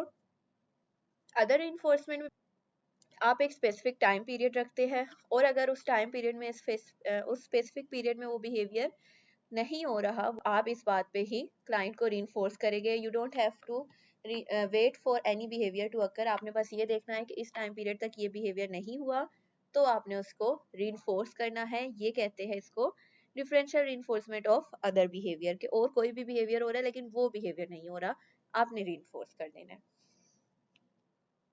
Differential reinforcement of alternative behaviour. Alternative behaviour basically function उसका सेम ही है, लेकिन वो appropriate behaviour है और inappropriate behaviour नहीं हो रहा। यानी कि अगर क्लाइंट ने जो है इनअप्रोप्रिएट बिहेवियर नहीं किया और ऑल्टरनेट बिहेवियर किया है, तो आप उसको रीइंफोर्स करेंगे। फॉर एग्जांपल, अगर आप यहाँ पे बात करें कि अब the client has to clean his nose, अगर वो अपना हैंड यूज करता है, that might be an inappropriate behaviour. But अगर वो उसके बजाय टिश्यू यूज कर रहा है, तो वो ऑल्टरनेटिव बिहेवियर है, काम उसका सेम ही है, उसने अपनी नोज क्लीन करनी है। बट एक ऑल्टरनेटिव बिहेवियर है, एक अप्रोप्रिएट बिहेवियर है, इस बात पे आप उसको रीइंफोर्स करिए, तो ये आपका एक ऑल्टरनेटिव बिहेवियर को रीइंफोर्स करना कहलाएगा। अदर बिहेवियर में आप किसी भी बिहेवियर को रीइंफोर्स कर रहे हैं the other than the target behaviour जिसको आपने कम करना है। ऑल्टरनेटिव बिहेवियर में आप ऑल्टरनेटिव सेम फंक्शन वाले बिहेवियर को रीइंफोर्स करेंगे। इनकम्पैटिबल बिहेवियर बेसिकली वो बिहेवियर है जो कि एट द सेम टाइम होना पॉसिबल नहीं है। यानी कि अगर वो बिहेवियर जो कि टारगेट बिहेवियर को आपने कम करना है, तो आप उस बिहेवियर को रीइंफोर्स करेंगे जो बिहेवियर करने की वजह से वो टारगेट बिहेवियर नहीं कर पा रहा। फॉर एग्जाम्पल, अगर आपने चाइल्ड के सिटिंग को जो है वो बढ़ाना है, तो आप उसकी सिटिंग को अदर देन स्टैंडिंग, अगर वो बैठा हुआ है तो यानी अगर वो बैठा हुआ है तो वो खड़ा नहीं हो सकता, अगर वो खड़ा हुआ है तो बैठ नहीं सकता, क्योंकि वो ये दोनों behaviour at the same time occur नहीं हो सकते। If he is sitting he is sitting, if he is standing he is standing, physically possible नहीं है, इनकम्पैटिबल है। तो ऐसे सिचुएशन में आप इनकम्पैटिबल बिहेवियर को रिइंफोर्स कर रहे हैं, तो यहाँ पे आप इसको DRI कहेंगे। Differential reinforcement of low rate and high rate. Basically जहाँ पे आपने रीइंफोर्समेंट, अगर आपने फॉर एग्जांपल एक बिहेवियर है, एक प्रॉब्लमेटिक बिहेवियर है, नॉर्मली जिस रेट पे हो रहा है, अगर उससे कम रेट पे हो रहा है, आप उसको रीइंफोर्स करेंगे। एक बच्चा बहुत ज़्यादा बोलता है, अगर वो किसी दिन कम बोल रहा है, तो आप इस बात पे उसको रीइंफोर्स करेंगे कि आपने आज कम बोला, दिस इज़ योर रीइंफोर्समेंट। तो यहाँ पे आपकी जो है वो डिफरेंशियल रीइंफोर्समेंट किसकी हो रही है? Low rates of behaviour. High rates of behaviour कहाँ होगी? जहाँ पे आपने बच्चे के पॉजिटिव बिहेवियर को इंक्रीज करना है। अगर नॉर्मली बच्चा 2 सवालों के जवाब देता है, जब वो 5 सवालों के जवाब देते हैं, आप उसको रीइंफोर्स करेंगे, तो यहाँ पे आप कहेंगे कि आप हाई रेट्स ऑफ बिहेवियर को रीइंफोर्स कर रहे हैं। Last module is data collection and analysis. सबसे पहले हम इसमें डिफाइन करेंगे रिलायबिलिटी और वैलिडिटी को। रिलायबिलिटी और वैलिडिटी, ये दोनों टर्म्स हम अक्सर साथ यूज कर रहे होते हैं, but these two are different terms. Reliability basically consistency है। आपने एक मेजरमेंट, आपने किसी चीज की मेजरमेंट की है, आपने कुछ असेस किया है, देन आफ्टर सम टाइम आप सेम कंडीशन में वो चीज दोबारा असेस करते हैं, दोबारा वो टेस्ट करते हैं, तो आपके जो रिजल्ट्स है वो सिमिलर हो, इसको हम कहेंगे कि ये टेस्ट रिलायबल है, हमें रिलायबल रिजल्ट्स मिल रहे हैं। वैलिडिटी क्या है? फॉर एग्जाम्पल, अगर आपने डिप्रेशन मेजर करने के लिए कोई टेस्ट बनाया है, तो क्या वाकई उस टेस्ट के थ्रू डिप्रेशन मेजर किया जा रहा है? क्या जिस मकसद के लिए वो टेस्ट बनाया गया था वो उस मकसद को पूरा कर रहा है? ये इसकी वैलिडिटी है। A valid measure assesses whether what it is supposed to, not something else। ये ना हो कि आप डिप्रेशन एक्सप्लेन करना चाह रहे हैं, वहां पे आप सैडनेस, स्ट्रेस, किसी और चीज को एक्सप्लेन कर दें इंस्टेड ऑफ जो आपने मेजर करना था, डिप्रेशन को।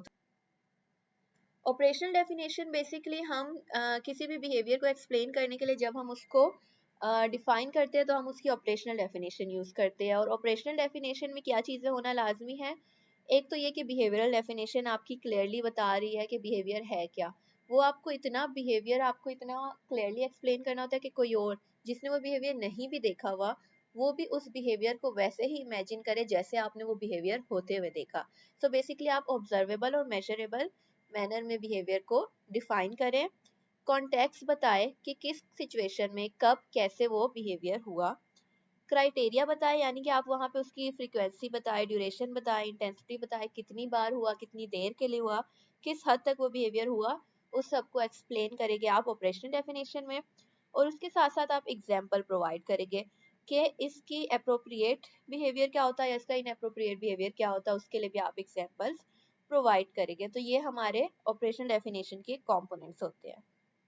Types of assessment. Preference assessment का नाम आपने अक्सर सुना होगा। प्रेफरेंस असेसमेंट बेसिकली हम पोटेंशियल रिइंफोर्सर्स जानने के लिए यूज करते हैं। आप ये नहीं कहेंगे कि आपको प्रेफरेंस असेसमेंट के थ्रू रिइंफोर्सर्स पता लग गया है, आपको पोटेंशियल रिइंफोर्सर्स पता लगे, यानी कि उन रिइंफोर्सर्स में ये पोटेंशियल है, ये एबिलिटी है कि वो एज अ रिइंफोर्सर फर्दर यूज किए जा सके। सो प्रेफरेंस असेसमेंट में हम बेसिकली प्रेफर्ड आइटम्स और एक्टिविटीज पहचानते हैं, और उसके डिफरेंट तरीके होते हैं। या तो आप डायरेक्ट ऑब्जर्वेशन या क्वेश्चनियर्स के थ्रू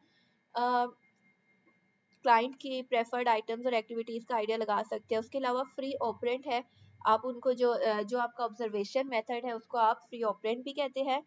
मल्टीपल स्टिमुलस आप यूज करते हैं। मल्टीपल स्टिमुलस में बेसिकली आप एक ही टाइम पे ज्यादा सारे आइटम्स यूज करते हुए आइडेंटिफाई करें कि क्लाइंट इसमें से क्या प्रेफर कर रहा है।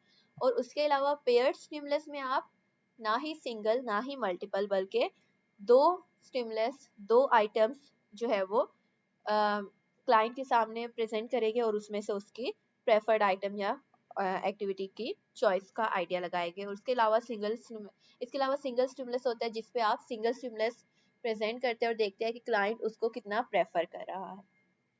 Self monitoring, individuals track their own behaviour and progress. आप इंडिविजुअल्स फॉर एग्जांपल अगर चाइल्ड की कम्युनिकेशन अच्छी है, चाइल्ड जो है वो एक्सप्लेन कर पा रहा है, वो अपने बिहेवियर्स नोट कर सकता है, तो आप सेल्फ रिपोर्टिंग के लिए भी चाइल्ड को डिफरेंट स्केड्यूल्स दे सकते हैं, एक्टिविटीज दे सकते हैं, और वो उसमें अपनी प्रोग्रेस मॉनिटर करता है, तो वो सेल्फ मॉनिटरिंग भी आ जाती है। ABC एंटीसीडेंट बिहेवियर कॉन्सिक्वेंस, यहाँ पे हम आइडेंटिफाई करते हैं कि बिहेवियर होने से पहले क्या हुआ, बिहेवियर क्या था और बिहेवियर के बाद क्या हुआ। ये भी हमारा ABC data type of assessment में आता है। देन इन्वायरमेंटल इवेलुएशन, जिसमें हम इन्वायरमेंट यानी सेटिंग इवेंट्स आइडेंटिफाई करते हैं, एंटीसीडेंट्स आइडेंटिफाई करते हैं। सो बेसिकली हम इन्वायरमेंट को इवेलुएट कर रहे हैं, इन्वायरमेंट को का जायजा ले रहे हैं कि क्या क्या चीज़ें बिहेवियर को अफेक्ट करती है। इवेंट की टाइप्स देखें तो frequency, event recording. Frequency basically number of times, number of counts है कि वो चीज़ कितनी बार हुई, तो हम उसको फ्रीक्वेंसी कहेंगे। ड्यूरेशन, कितनी देर तक हुई। Record, records the total amount of time a behavior occur. Time sampling involves observing the behavior at a specific interval within a designated time period. यानी कि आपने एक टाइम का सैंपल बनाया हुआ है कि आपने 10 मिनट्स तक ऑब्जर्व करना है, 20 मिनट्स तक ऑब्जर्व करना है, तो उस टाइम इंटरवल में आप जो बिहेवियर को ऑब्जर्व कर रहे हैं उसको हम कहेंगे कि ये टाइम सैम्पलिंग है। इंटरवल रिकॉर्डिंग में आप ऑब्जर्वेशन पीरियड को इंटरवल्स में, इक्वल इंटरवल्स में डिवाइड करते हैं और देखते हैं कि हर इंटरवल में क्या वो बिहेवियर हुआ या नहीं। पार्शियल इंटरवल, अब आप पार्शियल इंटरवल के लिए कब, फॉर एग्जांपल आपके पास आप पार्शियल इंटरवल की रिकॉर्डिंग कर रहे हैं, आप जो है वो 5 मिनट्स का के इंटरवल बनाते हैं, तो अगर उन 5 मिनट के दौरान कहीं भी बिहेवियर हुआ है तो आप उसमें यस या फिर बिहेवियर अकर्ड के लिए आप उसमें ट्रू का साइन लगाएंगे कि यहाँ पे ये बिहेवियर हुआ। पार्शियल इंटरवल के अलावा हमारे पास आ जाता है momentary time sampling. Momentary time sampling में बेसिकली अगर वो बिहेवियर बिल्कुल एंड में जाके हुआ है, 5 मिनट्स का आपका टाइम इंटरवल है और 5th मिनट पे बिहेवियर हुआ है, तो आप उसको मोमेंट्री टाइम सैम्पलिंग में, अगर आप मोमेंट्री टाइम सैम्पलिंग रिकॉर्ड कर रहे हैं तो आप इस सिचुएशन में, इस एग्जाम्पल में आप बिहेवियर को यस मार्क करेंगे कि यस दिस बिहेवियर अकर्ड। और होल इंटरवल में आप ये देखते हैं कि वो बिहेवियर पूरे इंटरवल में होता रहा है। 5 मिनट्स का अगर इंटरवल है तो पूरे इंटरवल के दौरान वो बिहेवियर हुआ है। लेटेंसी जो है measures the time between the presentation of a stimulus and instruction and the initiation of the behavior. Group therapy चल रही है, मैं 5 बच्चों को कहती हूँ कि okay bring out your toys. कोई बच्चा विद इन 5 मिनट्स निकाल लेता है, कोई बच्चा विद इन 1 मिनट निकाल देता है, तो ये बेसिकली उनकी लेटेंसी है। ये उनकी लेटेंसी इस तरह से है कि वो के इंस्ट्रक्शन के बाद उन्होंने जैसे ही बिहेवियर स्टार्ट किया उस टाइम पीरियड को मैं कहूँगी कि ये इनकी latency. Types of continuous and discontinuous data recording. Continuous recording क्या है कि आप कॉन्टिन्यूसली हर तरह से बिहेवियर को कैप्चर कर रहे हैं, उसकी फ्रीक्वेंसी, उसकी ड्यूरेशन, ऑल द टाइम आप बिहेवियर को रिकॉर्ड कर रहे हैं। डिसकॉन्टिन्यूअस इंटरवल्स में रिकॉर्ड कर रहे हैं आप ऑल द टाइम बिहेवियर को ऑब्जर्व नहीं कर रहे, इंस्टेड आप टाइम पीरियड, आपने टाइम के इंटरवल्स बनाए हुए हैं और आप उसमें momentary time sampling, interval whole interval और पार्शियल सैम्पलिंग के थ्रू डिसकॉन्टिन्यूअस रिकॉर्ड कर रहे हैं। डायरेक्ट डाटा रिकॉर्डिंग में बेसिकली फर्स्ट हैंड ऑब्जर्वेशन शामिल है कि आपने डायरेक्टली डाटा रिकॉर्ड किया है, बिहेवियर को देखते हुए, बिहेवियर को ऑब्जर्व करते हुए मेजर किया है। इनडायरेक्ट क्या है कि आपने डायरेक्टली तो नहीं देखा, आप इंटरव्यूज के थ्रू, सर्वेस के थ्रू, रिपोर्ट्स के थ्रू, पेरेंट्स के साथ, केयर गिवर्स के साथ, थेरेपिस्ट के साथ जो है वो डिस्कस करके उनसे इंटरव्यूज लेके, सर्वेस लेके डाटा को रिकॉर्ड कर रहे हैं इंस्टेड ऑफ डायरेक्ट ऑब्जर्वेशन, तो इसको हम इनडायरेक्ट डाटा रिकॉर्डिंग कहेंगे। Identify and interpret basic graphs. Line graph, scatter plot, bar graph. Line graph is the most commonly used graph in ABA. It can be an MCQ also. MCQs में भी अक्सर ये आ जाता है कि कौन सा ग्राफ बहुत ज़्यादा यूज़ किया जाता है ABA में, डेटा कलेक्शन में, तो it is line graph. Line graph basically हम जो डेटा पॉइंट्स है उसको लाइंस के थ्रू कनेक्ट करके दिखाते हैं कि विद टाइम कितना चेंज आया बिहेवियर में, या बिहेवियर बढ़ा है या कम हुआ है या बिहेवियर सेम रहा है, हम डेटा पॉइंट्स के थ्रू एक्सप्लेन करते हैं। स्कैटर प्लॉट्स में हम बिहेवियर को डेटा पॉइंट्स के थ्रू एक्सप्लेन तो करते हैं, बट वो as the name indicate scattered होते हैं ग्राफ के अंदर, उससे हमें पैटर्न या कोरिलेशन समझ आता है, they are not connected. Bar graph में हम बार्स यूज करते हैं ताकि हम डिफरेंट ग्रुप्स या कंडीशंस को कंपेयर कर सके। फॉर एग्जांपल डिफरेंट तरह का बिहेवियर है या डिफरेंट बच्चों का सेम बिहेवियर है, हम उसको ऑब्जर्व कर रहे हैं, हम उसको मेजर कर रहे हैं, तो हम बार ग्राफ में हर बच्चे के लिए या हर बिहेवियर के लिए अलग अलग बार बनाएंगे ताकि हम उनको कंपेयर कर सके। Define and identify the benefits of IOA, Inter-Observer Agreement. This is the very last topic of our ABAT competency standard. IOA stands for Inter-Observer Agreement. Inter-Observer Agreement ये है कि me being a therapist, I am observing a behavior and another person being a therapist is observing a behavior also. We both are recording the same behavior. हम दोनों एक ही behavior को record कर रहे हैं, दोनों ही एक behavior को observe कर रहे हैं। अगर हमारे results same हैं, तो इसका मतलब Inter-Observer Agreement is strong. Inter observer agreement के थ्रू हमें पता लगता है कि अगर तो हमारे रिजल्ट सेम आ रहे हैं, इट मीन्स के डाटा की रिलायबिलिटी और वैलिडिटी बढ़ेगी, एक्यूरेसी बढ़ेगी, कॉन्फिडेंस बढ़ेगा कि अगर उनका भी सेम रिजल्ट है, मेरा भी सेम रिजल्ट है, तो दिस मीन्स के फाइंडिंग कुड बी करेक्ट। और इसके साथ साथ हमें किन चीज़ों में क्लैरिफिकेशन की ज़रूरत है, किन चीज़ों में डिस्क्रिपेंसी की ज़रूरत, किन चीज़ों में ट्रेनिंग की ज़रूरत है, इसका भी आइडिया हो जाता है। ये थी हमारी ये बैट कॉम्पिटेंसी स्टैंडर्ड पे कंप्लीट वीडियो। अगर आपको कोई भी कॉन्सेप्ट में कंफ्यूजन है, आप कमेंट में क्वेश्चन कर सकते हैं। अलॉन्ग विद इट अपने क्विज मार्क्स शेयर करना मत भूलिएगा। मैंने वीडियो डिस्क्रिप्शन में अपने इंस्टाग्राम लिंक भी शेयर किया है, you can also follow that, you can ask questions directly there.